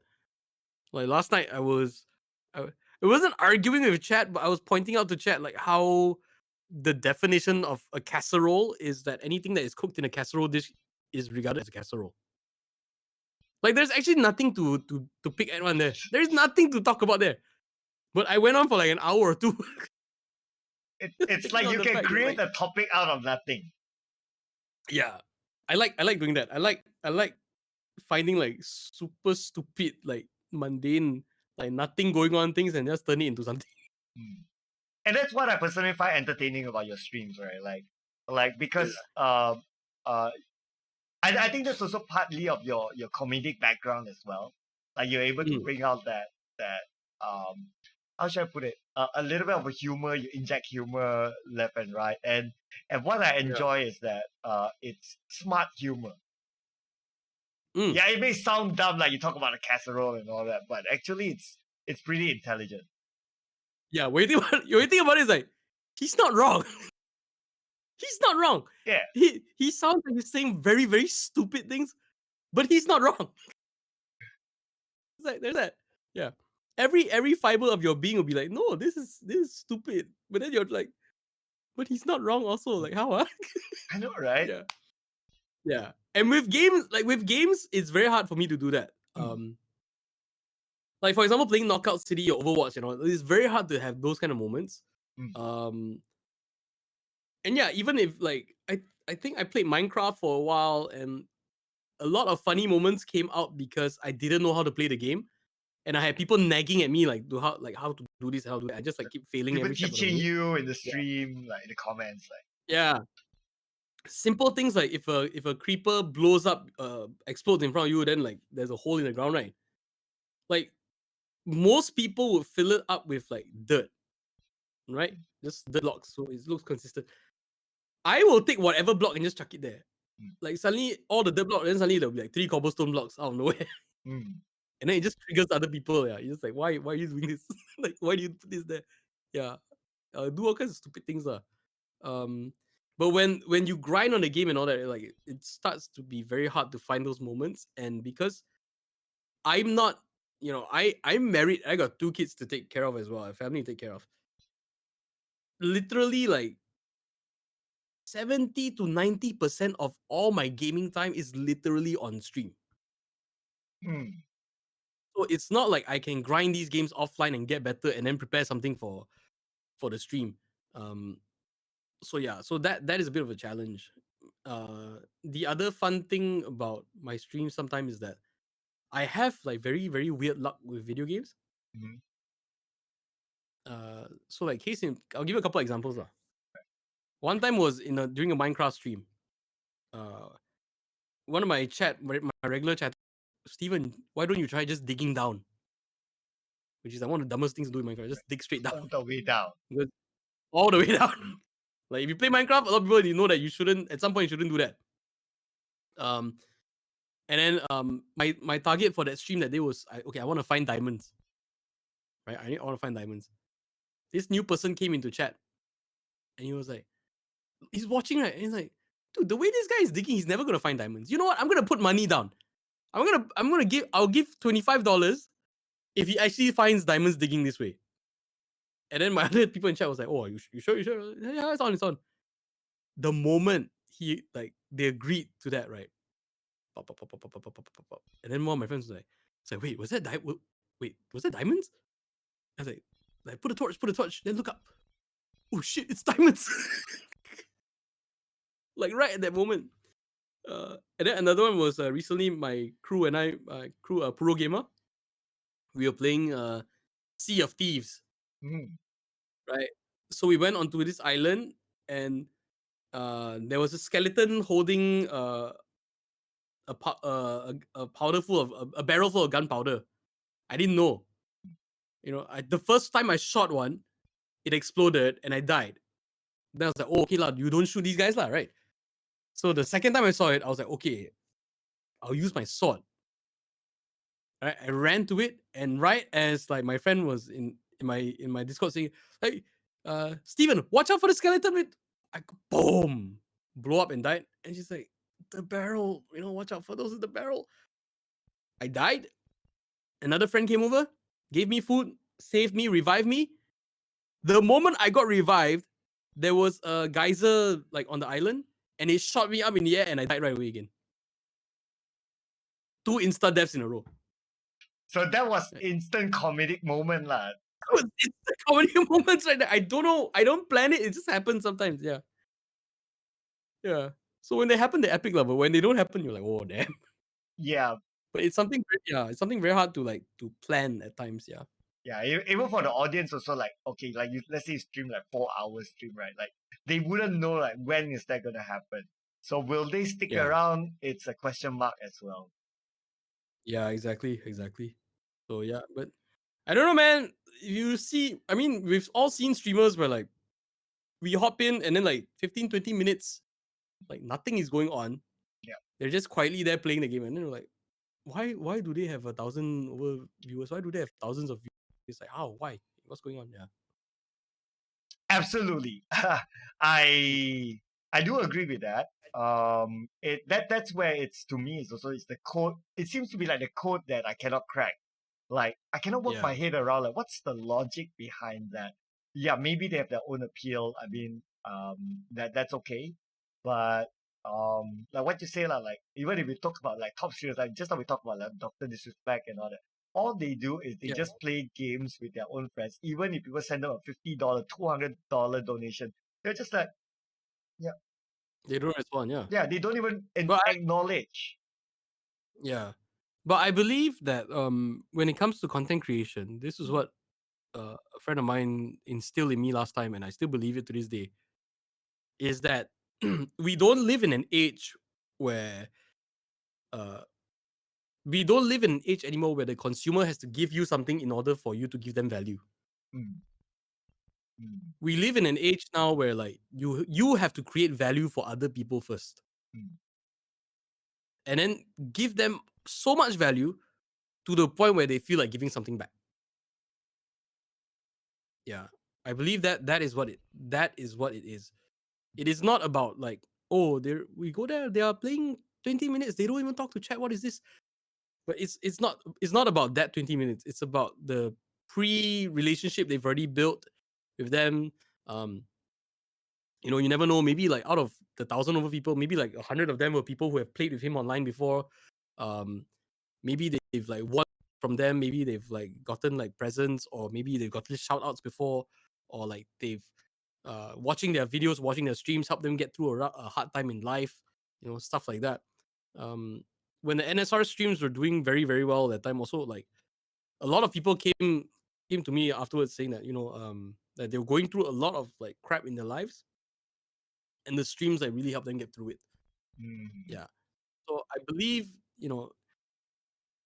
for us it's not so straightforward, because if you are someone like teaching stuff, if you are someone teaching people how to upgrade their PC, if you are someone teaching people how to like overclock their computers or something, you are offering educational value. That one is very easy to calculate, right? Mm. But for what we do, because it is entertainment, when it comes to entertainment, there is a lot of competition out there.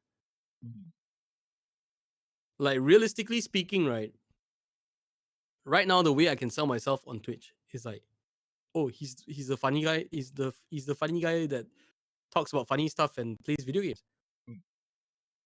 If you take this slogan and go to Twitch, right? Like think about it, like how many people are there out there with that same slogan? Funny guy playing video games. Like, that Yeah. there's a lot, dude. There's a lot. Yeah. So trying to differentiate yourself and create value for other people, that's something we all have to figure out, lah. True. It's getting harder and harder. Plus the pandemic, people start to like do online content and people start to stream a lot more. So it's Yeah. how you stand out. And at the Yeah. end of the day, as much as you respect other people, it is still competition. Yeah. Yeah. I mean, a lot of it is competition with yourself, because what you really need to do is make sure that you are growing or you are achieving whatever you want to achieve. But yeah, I think at the heart of it, at some point, even now saying this, I'm also like reminding myself of it.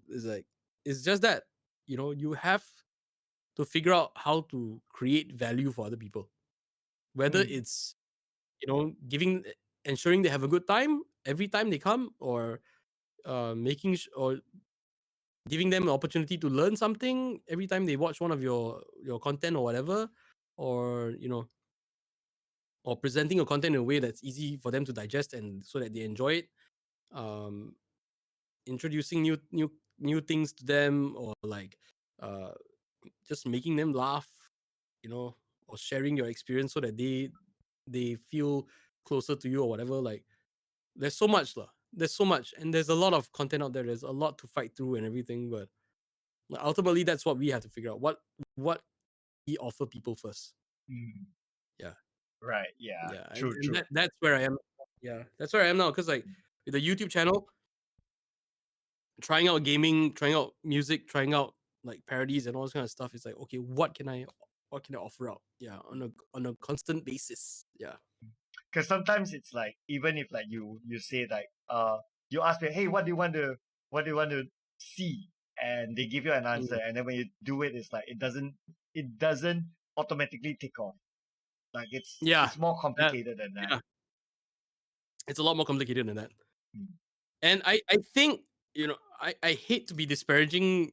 No, I actually, it's not that I'm being disparaging, but it's like it's quite a matter of fact thing. But there is always this feeling of like how female streamers have it a bit like quote unquote easier to get off the ground. Okay, back to the value chain, right?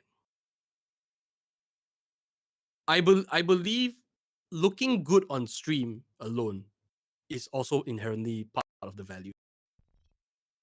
When you think about it, right? Why do restaurants have uniforms?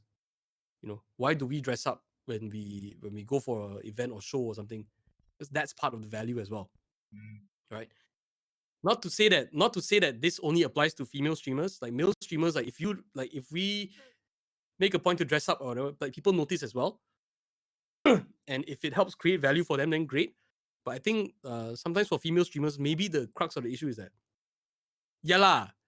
for most like guys who are out trying to look for a pretty face or something like that, like that's the value that they are craving for. That is the value that they are craving for, and therefore, because of that, like they become a loyal viewer of certain like female streamers and all this kind of stuff. I don't think it's wrong. There's nothing inherently wrong with it, but it's just how it is lah. Yeah. I am pretty sure if like some handsome K-pop star, like handsome looking dude, suddenly just decides to stream, and if you have like a whole bunch of female fans popping in, like I think there will be a similar effect as well. Right. Cool. Is that why you have like your colorful jackets and that's your thing? Yeah, that's part of it, because one thing is that, okay, one thing, the hoodies cover my body, and I don't like, I'm chubby, and like, I don't usually like to I don't usually dress well. The t-shirts all look horrible on me. So dressing like that is one way to help me like stand out a bit. Yeah. And it's worked. It's worked because like when people see like when like my server members, or like last time when I was doing the bigger streams, when the people did fan art, like the hoodies were a thing. Now like the hoodies are like, oh yeah, Stephen buys colorful hoodies. Maybe Steven custom made hoodies soon, I don't know, man. Maybe one of these days, man. One of these days. right? So you know If if I hit like the Valkyrie kind of level, why not lah? yeah, Go because for it. merchandise is also very complicated. Like you need to hit a certain level of popularity before it can really work out for you, lah. I think so. Yeah. Mm. Yeah, there's a lot of like weird business pros and cons of everything, but you have to try lah. That's the that is the game that we play. That everything also we have to try first, and like we figure out the result. Yeah. Absolutely. So okay. So Yeah. coming back to your career as a voice actor. So we got this question from Fake Gaming. So I just bundle the question. So he asked like, how do you become a voice actor? How does anyone become a voice actor, and what platform can they learn about voice acting? In terms of platform to learn, it's literally everywhere. So kau dengar radio ke, you listen to radio, you watch TV, you go to the cinema, you go into a lift, you listen to Spotify, the ads and all this kind of stuff, you watch cartoons. Every time you hear a voice, someone speaking, that is a platform to learn already. Because you need to learn how to copy and all that. And in terms of like becoming a voice actor, the number one thing you have to do is practice. Because a lot of people think that they a lot of people think that, oh, I like to do this cartoon voice. I can do this like a high pitched uncle voice. I'm going to be a voice actor. I was like, no. Like how many times, like calculate lah. You just sit down and think about it. If you are out there trying to get a job as a voice actor with this one voice that you can only do in one way, what you think that when that role comes along that you are going to be the only person going for it? There's going to be 100 and thousands of other people going for it, and who have a proven track record and who can probably do it better than you. So you have to like, practice and make sure that you want to be a voice actor, you be a voice actor first. You make sure you have the chops. Like even for shoutcasting, you don't just sit at home and like, oh, aku shoutcaster, and then you jadi shoutcaster. No, it doesn't work that way, right? You have to like learn what shoutcasting is about, understand how to do it, and then like do it as well, practice, and then I'm sure you have your own like practice routine when you're first starting out, just to like understand the style and learn the moves and everything. It's the same. After that, once you get comfortable to a level of like you're able to deliver and you're able to do multiple things and do different styles and all that, then you can like start approaching like recording studios or go to auditions and stuff like that. Yeah.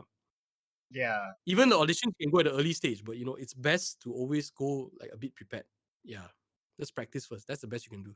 Yeah, we're very similar. But before I elaborate on that, so I just want to leave this at the comments to do. So, okay. So whoever is watching in the comment, I know there are some people, some familiar faces like Papa Moas and all that. Mama Lin is watching. So, okay. So leave a line that you would want Steven to say. Right. So I'll leave this with the comments. People who are watching the stream right now, leave a line that you would like Steven to say, and just give an idea of what sort of persona or how it is. If you want to try the challenge or what kind of line you want him to say, just put in the comments, and later before I close up the show, we'll let him say those lines. Okay. So, but yeah, just to elaborate on the earlier point as well, totally agree with that. I mean, even as shoutcasters as well is same, different. Like we have to learn how to say the same thing in 10 different ways. Because sometimes the game is like, okay, you shoot people, the person dies, you win. So, but you can't keep saying, oh, we shoot, he die, he win, I win, and it's the same thing over and over again.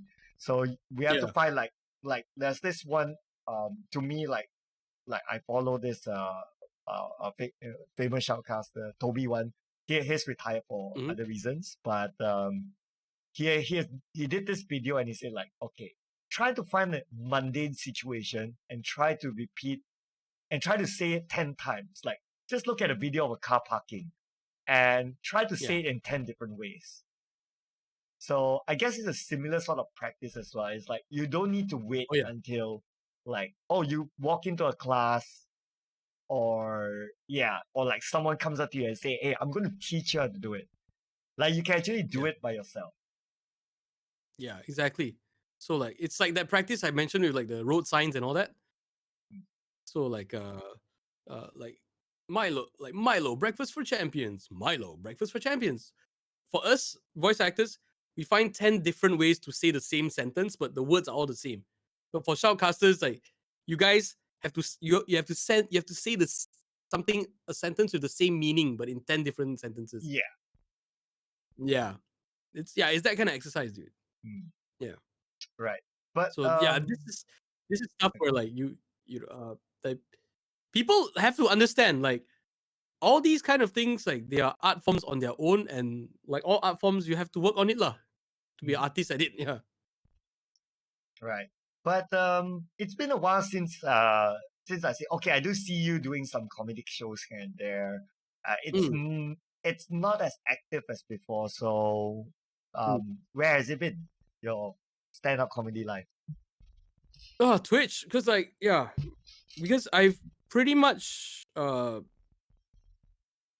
myself in a headspace where like I because of this pandemic and how like entire careers can get wiped out just like that. Um, I'm trying to mentally adjust in such a way so that I can move my most of my career online. Yeah, because I again with like the comedy shows and everything, right? Mm, It's like you do already and then it's gone and then you move on kind of mm, thing. Whereas like if you do stuff for internet, you create it and it's always there, you know, and it can always be doing something for you. So that's where I am in my headspace right now. I don't know if I'll ever go back to live comedy. I'll probably still go and do the open mics because it's really really fun if I can find the time and like and get together to do it. Um, but in terms of trying to turn like live comedy into a career, I don't know, man. That's a big question mark for me right now. mm, I had a roadmap for it beforehand, before the pandemic, but after the pandemic, I'm like, it's that thing lah. Like, if it becomes such a big chunk of income, like, and one day it just all gone, it's gonna be rough, man. mm. But like Yeah, Douglas, like Douglas and a lot of other comedians, they create skits online, comedic stuff online. Like would that be something that you'll be exploring in the future? yeah, probably. It's just trying to figure out how and what to do lah. Mm. Because Douglas is like Douglas is a legend because he's just crazy, crazy good and crazy powerful when it comes to comedy. Like there's no competition. There's no competition. Yeah. Douglas is insane when it comes to like making this kind of stuff. The way his brain works and all. It's like you just started jogging yesterday and you're trying to go up against Usain Bolt. It's not gonna. It's a tough race. It's a very tough race. Yeah, yeah. But I don't know. That's why I'm slowly exploring on my end like what works for me and what might potentially work for like an audience, a bigger audience. For myself. Yeah. It started with the parody and the voices, so I know that's one thing. So now it's Mm. just a matter of getting everything together. Yeah. Right. Yeah. And sometimes like algorithm wise it's a bit tricky as well. So even like for me, so I used to make YouTube videos that get like 500,000 views and all that. Mm, But then I went idle for a while. I went missing for a while, because like I think like what you felt as well. There's a burnout to it, like you yeah. tend to churn videos day after day. Like even a 1 week once video it starts to become like it's tough. Um Yeah. and once you go idle for like half a year, like, and then when I come back and I start posting stuff again, which is not too far from what I posted before, you don't Mm. get that reach again. Oh yeah, for sure. For Yeah. sure. The internet audience is very fickle. I mean, simple examples. During this entire pandemic, there are two big YouTube channels that blew up out of it. One was Sugu Pravita, Oh the yeah. Indian family, the cook one. Mm. Now you go there, it's not as crazy as before already. Like Mm. in terms of the viewership and all that. The other one, Vivonia, the Sabahan girl that took an exam in the tree one. Oh yeah, that She one. climbed a tree and took an exam. Yeah, Mm. she had a few videos that blew up, but then after that also like very very quiet already. So Mm. this is, I mean, yeah lah. This is the internet career for you lah. So you try to get it what you can, and see what you can do with it Yeah, it just in order shows to that create something that there's a high and there can be a super high and the next day can be like a super low. yeah. I mean, I think everybody thinks that that every YouTuber's career is like Markiplier and PewDiePie and Jacksepticeye, all these like, and Mr. Beast, like, oh, once you hit there, oh, you will never come down and you will forever be number one. No, it doesn't work that way, guys. Hundreds and thousands of YouTube channels die every day. Hundreds of careers die every day, just like that. Yeah. Yeah, I mean it's the same as Blue Book as well. So when it first blew up and everything just started like, and they introduced the partnership program and all that, like you get Mm.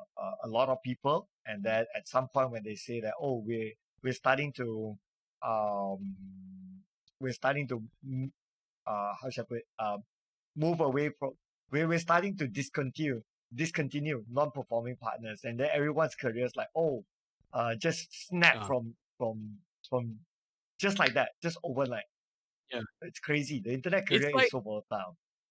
yeah, it's like how last time when YouTube at first, when they first introduced monetization, wow, that time was like everybody was earning big money, and then suddenly like YouTube was like, okay, now that we've got a lot more creators now, we're gonna like shrink the percentage and everything. Everyone's like, Mm. suddenly like don't know can cari makan already or not. Okay, so speaking about that, let's talk about like a bit more of like future plans, right? It's like, so you Mm. did talk about content creation and all that. Like, is that your personal long term? Like, you're gonna go there and set it as like you're gonna be the next PewDiePie or something like that, or do you have something else in mind? I don't know, dude. I really, really don't know, because the content thing, like, you you want to keep doing it because the potential for success is very, very, it's there. It's like if you hit the gold mine, it's very big, right? Mm. But then to get there it's like it's not a guaranteed thing. It's a very rough journey. There are a lot of things you have to question yourself about.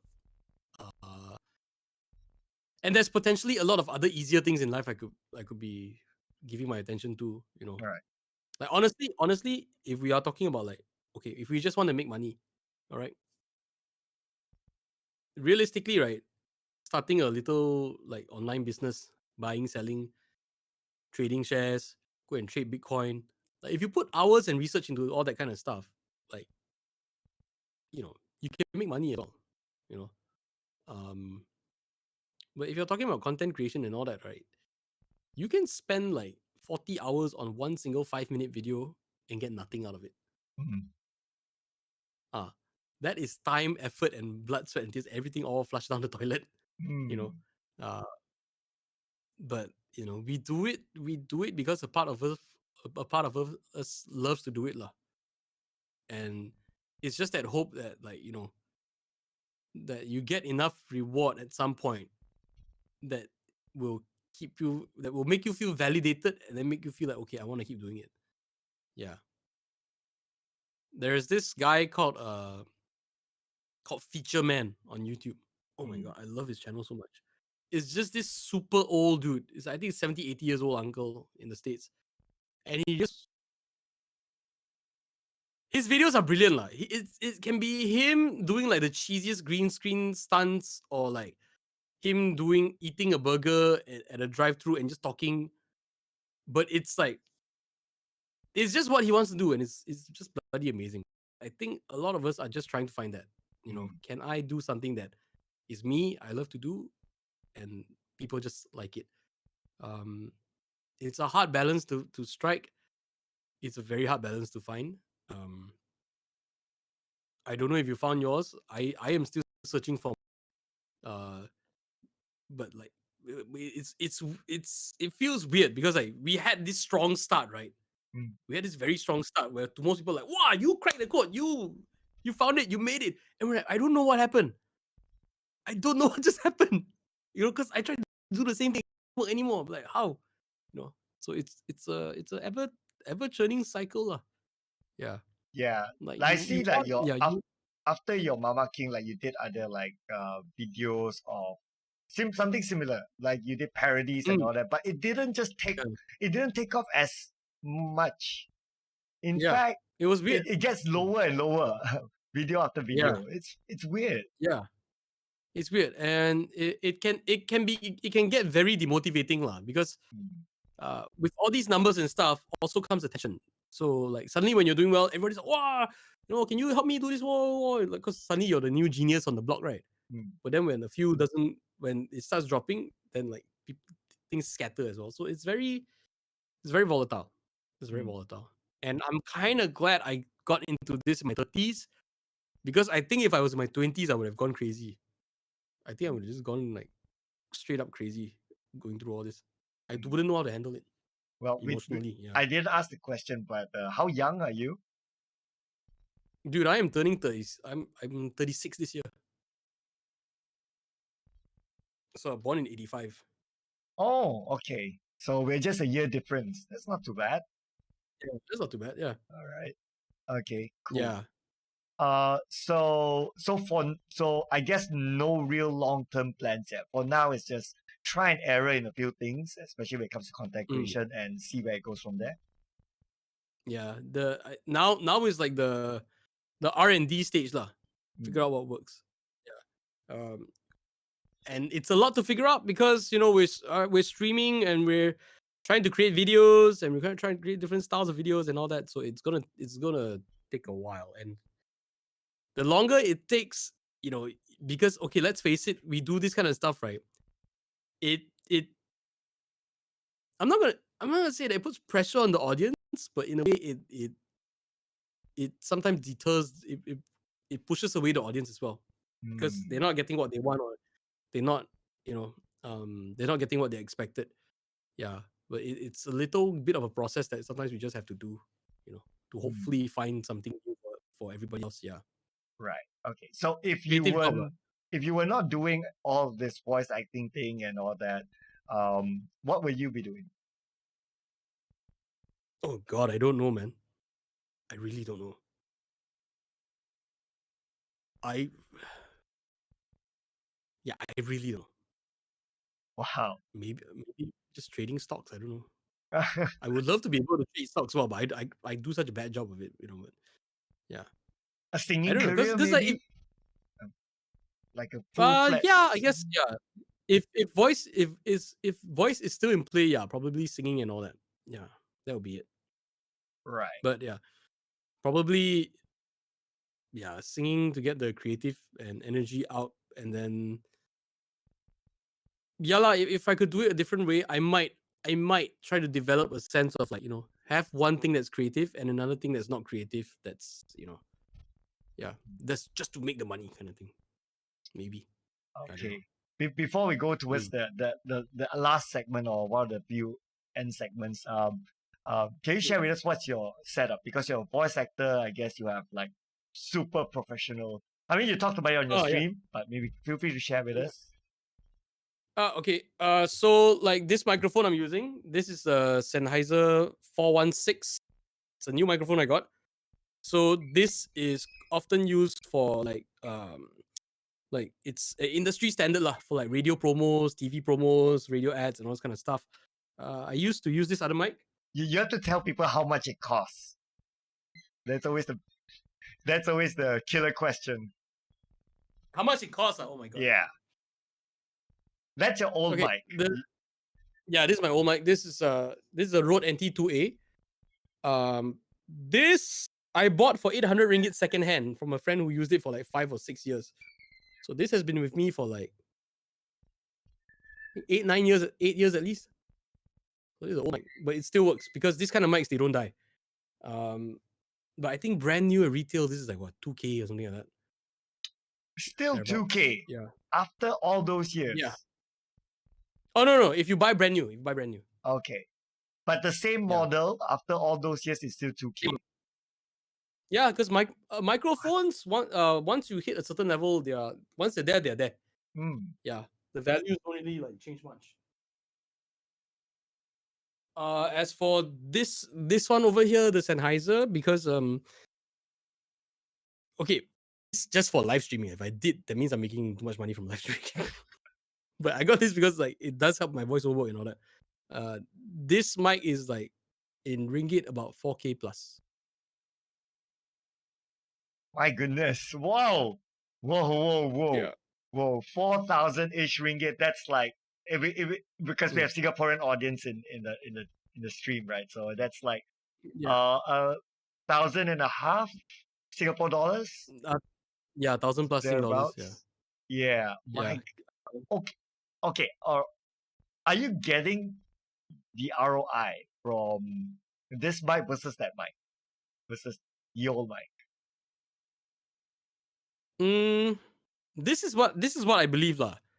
When I first invested a whole bunch of money in my initial setup to better my equipment, the ROI came back very quickly because at the time it's like it straight away gave me like very professional quality recording at home, right? And somehow the universe just sent clients and jobs to me like that, and it just paid off by itself. This one is, I don't think the ROI monetarily is going to be as high or as fast. But the thing is that it makes my job a lot easier. It makes it a lot easier for me to work, and to me it sounds a lot better. It's a lot cleaner. Uh, clients probably don't care or they don't hear it or what. But to me, this is a pride thing lah. This is something where like, when you get this, you go out to whoever it is, right? You tell them you have this microphone. They're like, they all can agree this is an industry standard. Right. So like there is no questioning like, oh, you know you can get the cheaper version of this. No, you get this. It's an industry standard. End of story. So there's a to me there's a like a professional badge of honor lah. Yeah. Although it might not bring me like more work right away, if it does, then okay, it's not because this mic is marketing itself or anything like that. But the fact is that it makes me enjoy my work more, and it makes me feel a lot more at ease when I do my work. You know, that mic was also very, very good. I've used it for such a long time. And yeah, that mic has been with me for so long. But you know, after working it for years and all that, you start to hear, okay, like I feel like, you know, it's not delivering what I want in my voice anymore. I want something a bit different, you know. And this is where this mic came in. Yeah. I'm sure Ultimately, it I sounds, will switch between the two. Yeah. I'm sure it sounds a lot more better when you record it like using your dedicated recording software versus going onto Oh Twitch, yeah. because Twitch or Discord, this kind of platforms, they water down the quality. Yeah, Yeah. that's normal. Yeah, there is no, if you are just purely getting these microphones for like streaming or like for gaming, there is no reason to get this level of microphone. There's no reason to do it. Yeah. Mhm. Yeah. There are way cheaper alternatives out there that will do the job. Yeah. Mm. The only reason I got this is purely because for the voiceover work. Yeah. Right. If not, you don't go that way. Yeah, I wouldn't go that way. If you're even if you're starting out as a voiceover talent and you have zero tech background, I would just recommend buying like a decent USB mic. Don't get the 100 200 ringgit like don't know what China brand, like don't know from where kind of thing. Mm. Get like a proper named brand like a Rode or a Blue or something like that. They cost a bit extra, but you got to remember microphones are not something that you change every year. Mm. You know, USB mics have a life, depending on how you use them, but a lot of them they tahan lasa lah. They will last for quite a long time either way. But once you get like these kind of XLR microphones, these things never die. If they die, it's your fault. Yeah, it's very hard to kill these things. Yeah, Right. time investment kind of thing. Yeah. Okay, cool. Okay, so let's get into some of the fun segments, because we some of the audiences did leave like some lines to challenge you. Somewhat to challenge you. Yeah. So let's see here. So I'm just scrolling back up again because it moved. Blah, blah, blah, blah, blah. Let's see. Okay, so let's start with Fit Gaming first. So, any cartoon dialogue? Any cartoon dialogue? Any international ones? International. Well, sometimes I can do a little Bugs Bunny kind of thing. So, yeah. What's up, Doc? How you doing? Yeah? You want to Oh, head man. to Pismo Beach? Oh man, if I just close my eyes, it's like it's so similar. My goodness. Okay, Yeah. okay. This is my personal request. Can you do a SpongeBob? Okay. SpongeBob. Okay, give me a quick second to look for a SpongeBob video just to get the voice down first. Okay, I have two: SpongeBob and Patrick. So Patrick's gonna sound a little bit more like this. Hi, my name is Patrick Star, and I wear pants, and I'm a starfish. And then SpongeBob would be something like this. Like, hi, everybody. How are you doing? Are you watching Do you watch Sir Cloud every day? Oh my god, even the laugh. Oh my god, even the laugh. Yeah, is this? Yeah. Okay, any other favorite cartoons that you like to showcase or you like to share with us? Oh, I don't know if I'm good at doing this, but I Alright. like to do the Joker. Right. Everyone's like reflecting now, like, how did this regular talking voice become that? Yeah, that's the thing, man. That's the thing. Even like the stretching your emotions and like moving your voice up and down, all that is practice and a lot of like muscle stuff as well. So yeah, it's like athletes, like you have to practice and train. That's why it's so such an important thing. Okay, let me try this. Okay. Memories so treacherous. One moment you're lost in a carnival of delights with poignant childhood aromas, the flashing neon of puberty, all that sentimental candy floss. The next leads you somewhere you don't want to go. Somewhere dark and cold, filled with the damp, ambiguous shapes of things you hope were forgotten. Memories can be vile, repulsive little brutes. Like children, I suppose. Oh my god, that is the animated series Joker. Yep, yeah, I love that voice. Oh, Because I get a lot of good guys. I get to act as a lot of good guys, but I don't get to do a lot of villains. I like doing villains. okay. That is super impressive because I always thought that Mark Hamilton, probably arguably has one of the best voices in the cartoon world, and you just did that. Like, I don't know if anyone could tell the difference. I don't know, man. Because yeah, with Joker, like it's not just the voice tone, but like the emotional, that psychotic up and down thing. Like you gotta manage that as well. Yeah. So that's the fun. That's why I really love voicing the Joker. If I ever get the chance to, Right. maybe I should do it on TikTok. I should do a TikTok of that. Absolutely. I think this would blow. I think it will blow. Yeah. Do a parody on that. We would so watch it, right?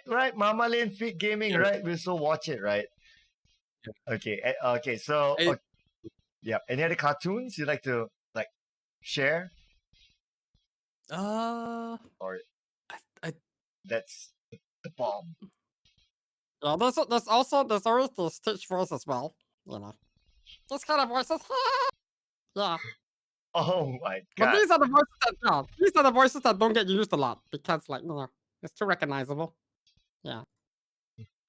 But yeah, there's always stuff like I voiced the dengue virus once. I voiced Wait, like, how do you voice the dengue virus? Oh, Hey, I'm Mr. Dengue. yeah. Donald Duck I can't do. Alright. Donald Duck I can only do a because Donald Duck's thing is not even like a vocal cord thing. It's a tongue on the cheek kind of thing where like it's very hard to do. Like that one, you need like practice. Okay, how's the Daffy Duck? Is it the same as the Donald Duck? It's a bit different, right? No, Donald is very different. Daffy, let me see. I gotta hear it first sometimes just to get it right. It may come as a complete surprise, but shut up! Okay. Okay. Hope you can do Goofy. We're getting all the requests now. Now Goofy. Oh, Goofy, yeah, Goofy, no, no problem. Oh man, even the chuckle. Even the chuckle is there. Yeah, you gotta. Yeah, and then you gotta like, hi, chat. You're watching Sir Cloud MY. Oh man. You know, I used to like just like on my fun and just like pop like that. I would just like always do a Goofy impression for some reason. But Yeah. that topped it like multiple times. Oh, but dude, like it's things like that, right? Like you can do Goofy, but okay, one, you can either aim for the Goofy role itself, or two, you can, if you ever get other roles, you can try to use characteristics from the Goofy voice on a character. Right. Such So as for example, like if it's like, oh, like we know Goofy is all about this, like like that, all right? But maybe we can like Make it a bit more high pitch. Like, hi kids, like you're checking out Sir Cloud. So it's not Goofy anymore, but you can still hear the Goofy influence. you know, stuff like that. Yeah, just pitching it differently or like moving it around, making him talk faster or slower. You know, that kind of thing. Make him a bit more like effeminate, like oh my god, oh what's this? Oh my god, yep. You know, you can still hear Goofy, but now it's like, but it's not Goofy. You know, yeah. Interesting. Wow. Okay. I think everyone's like at all right now. Okay. So we have a second request. Can you do a P Ramli? This from Mama Lee. She's from Singapore, by the way. Can you do a P Ramli? Oh, P Ramli. That's a first. Okay. What does P Ramli sound like? All right. Like singing or like?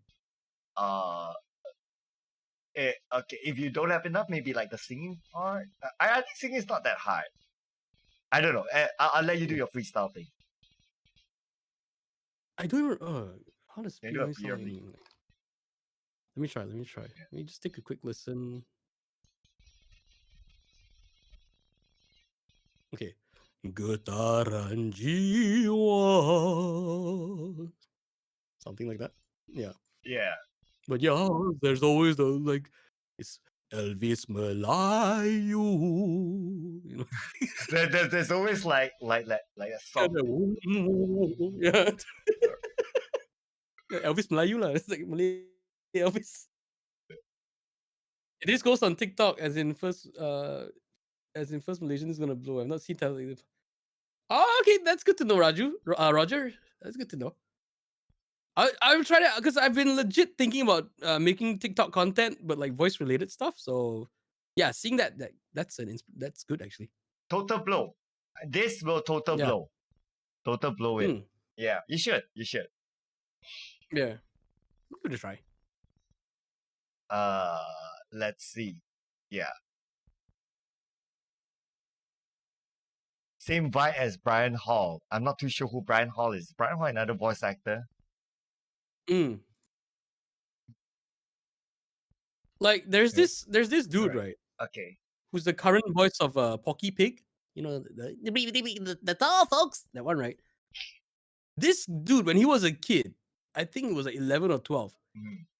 He wanted to voice Porky Pig so much that he hunted down the number of the voice actor for Porky Pig, which I think was Mel Blanc or some other guy by the time. And he told the guy, I was like, you know, when I grow up, I want to voice Porky Pig. I'm gonna voice Porky Pig. Right. And like later in life, he actually did. And then only later in life, he reflected to himself like, wow, when I was a kid, I basically called this guy up and said, when I grow up, I'm going to take your job. In other words. Right, yeah. Right. From Roger to Raji, boleh lah. Okay lah. So, okay, so I have a request here. Can you do a Optimus Prime? Optimus Prime is hard. Let me find him. Because Optimus Prime, like, it's very, very deep. With the Allspark gone, we cannot return to our life in our planet. And fate has yielded its reward. A new world to call home. We live among its people now, hiding in plain sight, but watching over them in secret, waiting, protecting. You know, Nice. I can be a Yep. Megatron. Just be Starscream. You can be Starscream. Yeah. Yeah, sorry. But I can imagine that like if that was implanted into like a movie trailer, it would so work. Yeah, exactly. But yeah, the thing with voice acting these days is that you don't see a lot of famous voice actors. You see a lot of famous actors doing voices, which is Yeah. very weird. Maybe- And sometimes they're not even famous actors; they're just famous people. It's like Rihanna voicing like cartoon characters, and it's such a. I get it, but also I don't. I'm not particularly a big fan of it because Mhm. it's like yes, you get famous people, but they can't do the job. I'm not specifically pointing at Rihanna, but there's a lot of these instances where like they get famous people to voice a role, but then these people are either they're not voice actors or they don't know how to voice act or they just don't deliver it to the level that it should be. Yeah, and then all of us voice actors are just sitting back like why? Get someone who can do it lah. You know, famous never mind, get someone who can do it. Yeah. But it's again, it's that thing. They got the numbers and they put butts in seats. Yeah. Comes down to that. Yeah. Economics and capitalism. Yeah. It's a similar thing in the gaming part as well. Like numbers plays a big role. There's no doubt. Yeah. Like if people would have like options, right? People would go like, oh, you can deliver somewhat similar, maybe, arguably. And then the tiebreaker normally is the numbers. Yeah. Yeah. Or the deal breaker. It's always numbers. It's always numbers because I mean you can't blame like people at the end of this because this is the new Wild West lah. You want to ignore it and you want to be like, no, I'm going to be the best person at my craft, but I'm not going to have any social media presence. Like, fine, that's the path you to choose, and good luck, you know. But if like we are in the age where like people look at your numbers and assume that they have this kind of numbers because they're good at what they do. Because why would like is Madonna the best singer in the world? No. But there's a lot of better singers that people don't know as well. True. And they're not Madonna. Agree with that. Yeah. So there's always that, you know. Okay, yeah. So there's this one comment earlier on from the chat that you know who Chico is? Now that I can't.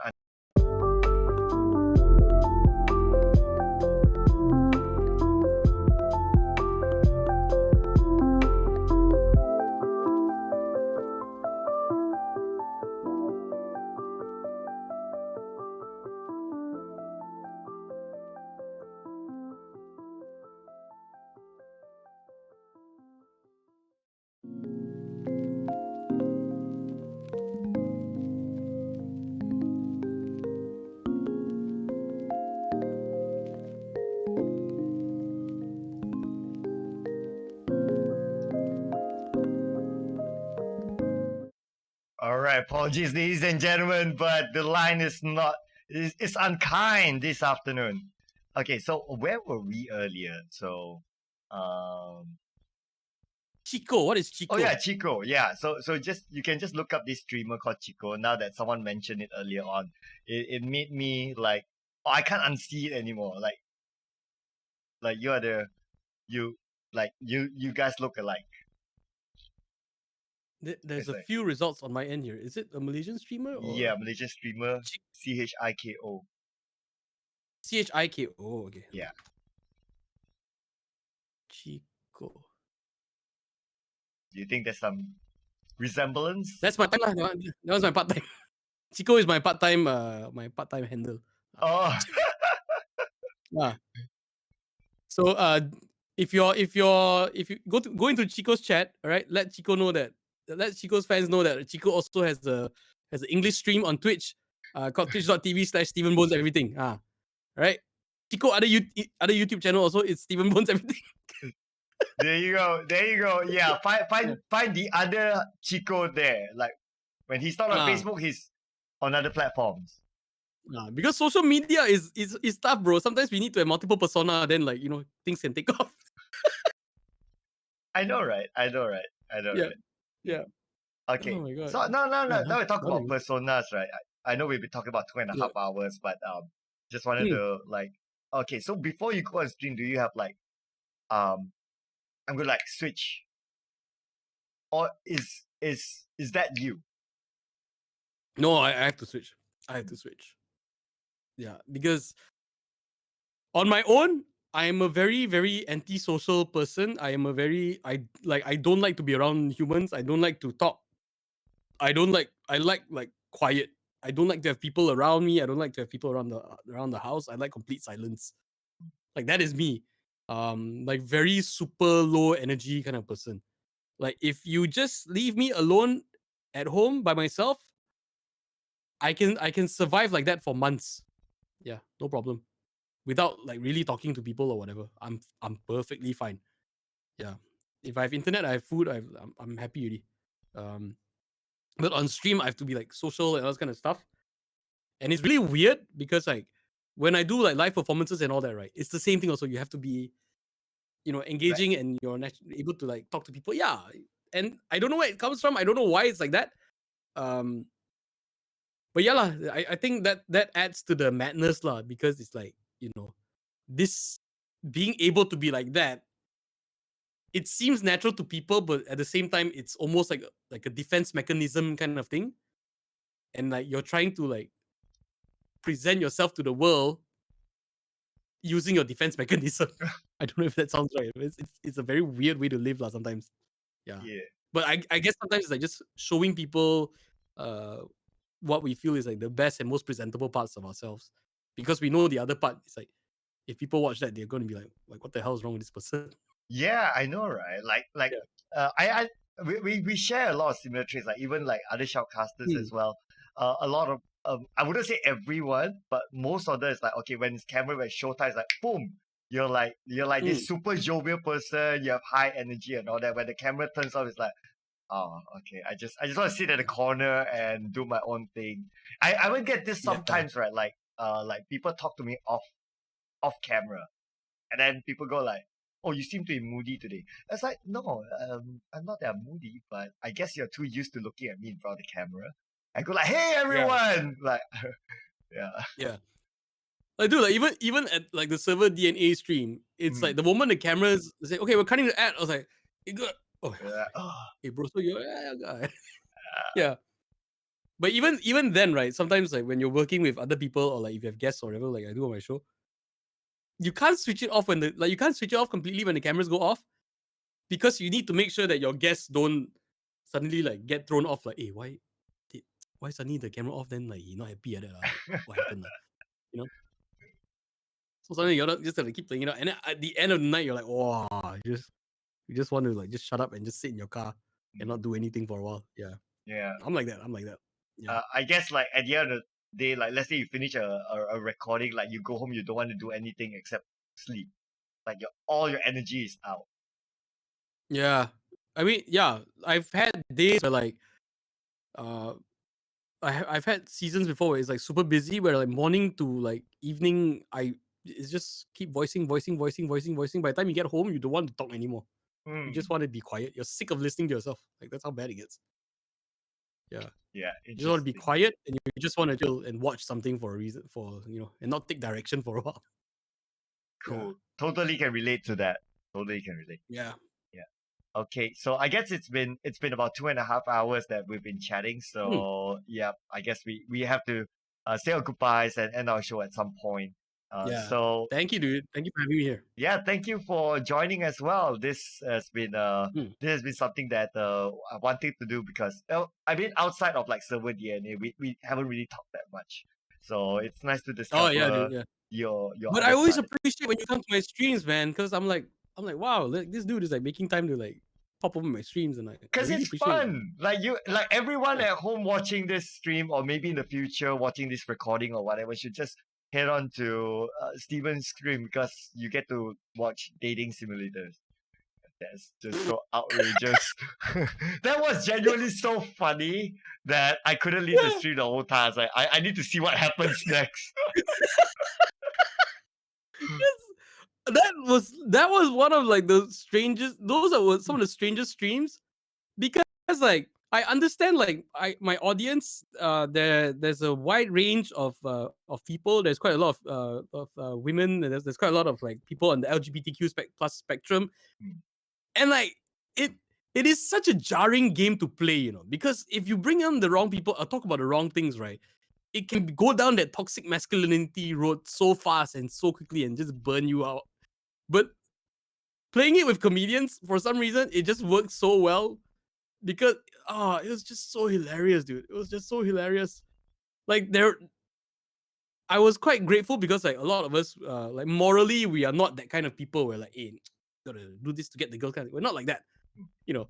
So it made it like super fun to witness like how that game played out and like the stupid things that were inside. Moonwalking away, like what the hell, man? Moonwalking away. I know, right? And that's what makes your stream fun, you know. So, like you're highly engaging with people, and then you can just create topics like you talk about casserole all of a sudden, and it can be like a whole 2-hour conversation just talking about casseroles, or even like arguing like this isn't a pasta, or salads shouldn't be green anymore. Yeah. Like the funniest stuff. If the objective of salad is just to take random ingredients and toss them around, why does it always have to consist of vegetables and like fruits?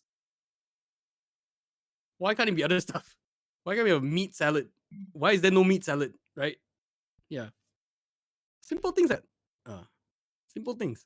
Yeah. And that's why everyone else watching this stream, or maybe in the future, should just check out Steve's stream. So where can they find you again? Y'all can find me at twitch.tv/StephenBonesEverything. You also can find me on YouTube at YouTube/StephenBonesEverything. If you want to check out my VODs, it's YouTube/StephenVodsEverything. Steven VODs everything now. All right. Video on demand, yeah. I'm also on Facebook, but I'm not super active. But if you drop a like, I really appreciate it. I'm also on Instagram, Twitter, all that good stuff. I am also new on TikTok. So come lah.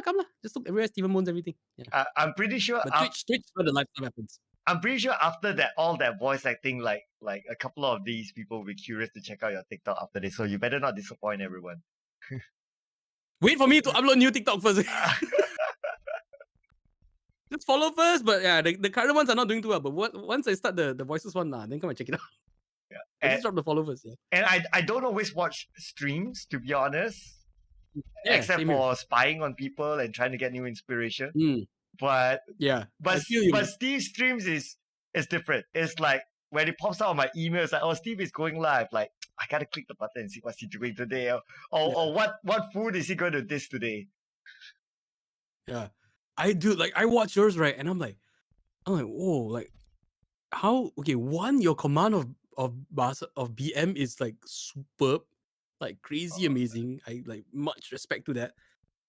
And like, yeah, your description of everything, like I don't understand the stream because it's like it's so intensively PUBG, right? It's very esporty. I'm like, yeah, it's very esporty, but at the same time, I'm like, yeah, but this is what it needs to be. This is the angle it needs because it's esports. It's what it is. Yeah. It's just that I'm coming from a very boomer mindset of like not understanding esports and all this kind of stuff. Yeah. Because I was busy like playing like Red Dead Redemption on my own on PS3 for the last 5 years. Yeah. Appreciate it. Yeah, because sometimes like for me personally, like we like content creation is also sometimes to fill a gap, and it's something that you want to do personally. Like you see that, I think we need something that covers this angle because that's not enough. Like there's a lot of like in your case, right? Like there's a lot of streams just person playing game. Like 1,000,001 people do that, but not many people really talk about like like whether it's deeper conversations or whether it's Oh yeah.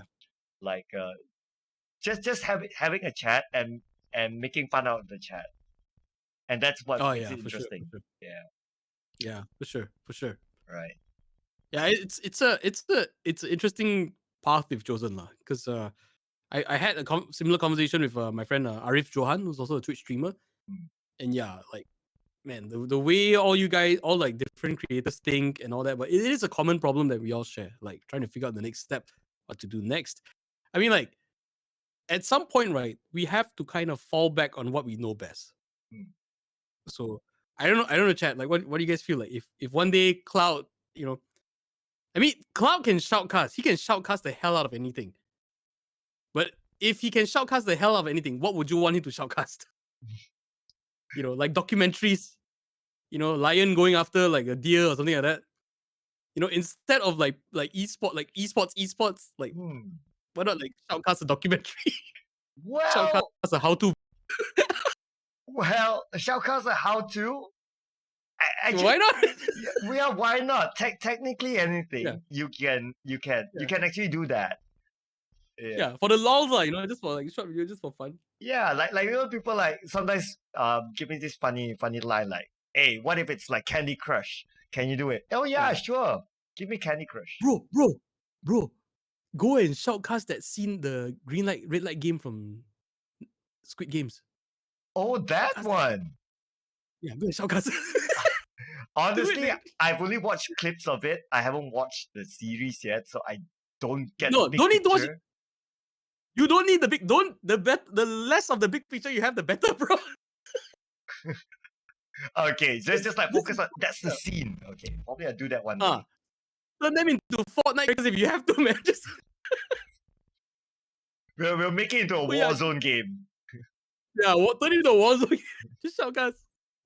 Everyone all like, got headshot lah, body shots lah. I know. Okay, that would be funny. Every time Okay, they run is the string. Yeah. that's an interesting idea. Yeah, maybe something for TikTok. Yeah. Yeah, why not, man? Why not, right? Shoutcast like random scenes from movies and stuff like that. Yeah. Avengers going up with Sir Cloud doing a shoutcast announcing their arrival. Announcing the arrival of something. I don't know. But this is Yeah. genuinely something that I think will be interesting because sometimes because we also look at shoutcasting as an art, right? Yeah. Some people might look at it as just purely just getting money, but that's absolutely fine. But it's sometimes the craft of it as well. So I find shoutcasting and voice acting to be something relatable. Like I can see you doing shoutcasting. Like and I would like to learn from you in voice acting. The closest I've done is color commentary for a wrestling match. Can you give us some of that? What?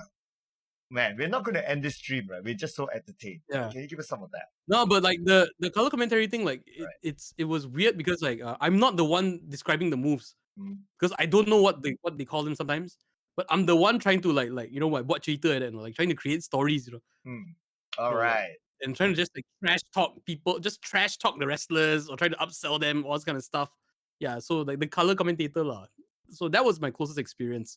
But yeah, dude, if anything you want to learn, but yeah, the shoutcasting, you've got that.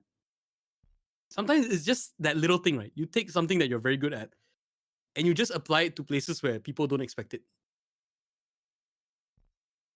And that's what my Lion King one basically was. I took the Malaysian things and injected it into something that people didn't expect. Yeah. Even you didn't expect it to blow up. That way. Yeah. Right. Yeah, that's cool. Okay, so it's probably something. So I learned some things from you. Like, okay, if you want to get into shoutcasting, if you want to get into voice acting, especially, practice. Like, look at the same line, say in 10 different ways, and do it in different ranges so that you practice your voice. Yeah. Cool. Okay. And learn the styles, the different styles of reads and all this kind of stuff. Like like advertising, there's hard sell, there's soft sell. Hard sell is like your giant Tesco ads. Soft sell is like your L'Oreal, your shampoo commercials. your casual selves, your guy next door, your local characters, all this kind of stuff. Yeah, it doesn't always have to be the extreme things because that is not what reflects society on a regular basis. Right. Cool. Mm. Okay, interesting. You got the basic tools already, man. Yeah. You can go for I it, man. don't know Don't worry about because I don't like listening to my own self. it.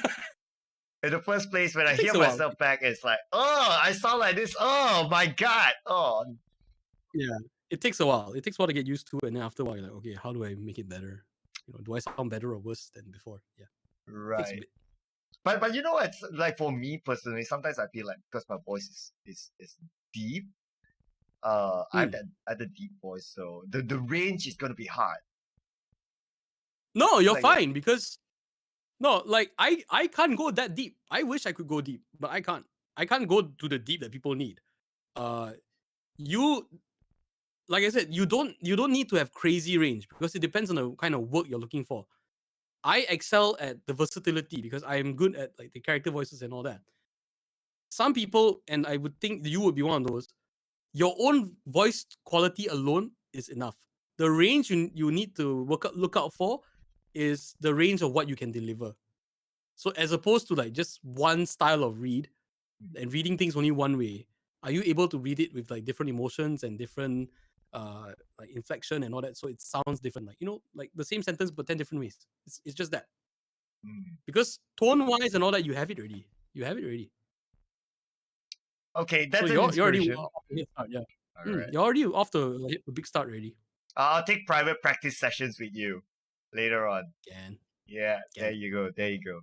Okay, so anyway, again, thank you so much for popping by and appreciate the sharing. It's the first time that we actually speak to someone outside of esports on Oh the yeah, stream. for sure. Yeah, so it's a breath of fresh air. It's something new and yeah, who knows? Maybe next time we can go into deeper conversations with how you've been working on and so on. Maybe your future projects in the future. Oh yeah, sure. Looking forward to it, dude. This has been a very, very nice conversation. All right, and thank you so Looking much forward to to more. everyone watching the stream as well. So we have a lot of regulars there. We got Roger, we got Mama Lin, we got Big Gaming, and we have a couple of other people also watching behind the scenes. So thank you so much. And that's from Mama Lin. She says, thank you, Sir and Steven. Very informative, touching, thank and you. entertaining talk. I know which part she's the Thank most you, thank you, entertained thank you. for. Mm. So we'll be looking for on your TikTok contents. There you go. No pressure. Yeah. No pressure. No pressure. No pressure. No pressure. All right. So, yep. If you want to follow him on Facebook page, and I'm sure that leads to all the other social medias as well. His page is on the description. And if you're watching this in the future on YouTube, it's all in the description. Everything's going to be there later on. We have like one final comment from Roger. All right. I think it's Okay. perfect for us to end. Oh, this like so gamer. This like so for the gamers. Yeah. Okay, here we go. Okay. So 3 styles of it. Finish him. Finish him. Finish him. There you go. 3 styles. you just have to do the last one. The last one, yeah. That's the happy 3 friends finish him. Happy 3 friends finishing. But okay, so Anna's a regular on the stream as well. So Yeah. he says, wish you can tiru me. Is that even possible? Oh. No, I can't do that, man. If I can tiru Sir Cloud, you think I still want to teach him how to do voice acting? Okay. I bet it's Maybe okay. Suddenly suddenly I have this big one. Okay. Yeah. Can you shoutcast like be a shoutcaster? Like just pick a short scene in your mind and shoutcast. Like how different would it be from voice acting? If I were to shout cast. Right. Okay. Alright. All right, and here we have Donkey Kong at the top of the level. Super Mario trying to get up, going up the bridge. Barrel on the way, gets away, steers away from the barrel, but Super Mario hammers that barrel out of the way, goes up the stairs, finally gets the girl. Congratulations, Super Mario, on the win. Donkey Kong, better luck next time, buddy. PMPL Season 5, ladies and gentlemen. Steven bones Donkey Kong everything. season. Donkey Kong Season 5, ladies and gentlemen. What do you guys think? That is great. That is amazing. Yeah. Yeah, I mean, Yeah. yeah, that's mantap. Yeah, you get the mantap. You get the Thank sign of you. approval. Yeah. Thank you. Thank you, Thank- Anas. Thank you, Mamas. All right. Okay, so yeah, I mean we can drag this on for hours, right? Because this is just so fun just to chill and have a conversation. But we have to end the stream at some point. So again, thank you so much for jumping in, and it's really Thank you, dude. entertaining. Oh, Jeremy, thank you for the 50 stars. Yeah, so Yo! Thank you, Jeremy. so if you need a voice actor for Exemius, I'm just saying. Me, of course. Yeah, get Circle because he's got a Of course, him. Circle unique voice. You need someone who can be like not shoutcaster, but like that announcer kind of thing, you know? Oh man, scary. Circle. Right. Yeah. Yeah. Don't worry about it. Don't worry about it. It's like support local. We got local voice actors. Yeah, here we go. Yeah, this Just guy. support local because local need money. It's very, very simple. reality. Yeah. Okay, everyone. So I guess we'll turn off now. Thank you so much again for watching, and we'll catch you in the next stream. Thank you so much, Steven, again, and catch Steven on Twitch. Steven Bones Everything, and we'll see you guys in the next live stream. Thank you so much, and Thank have a you. good day. Bye. Bye.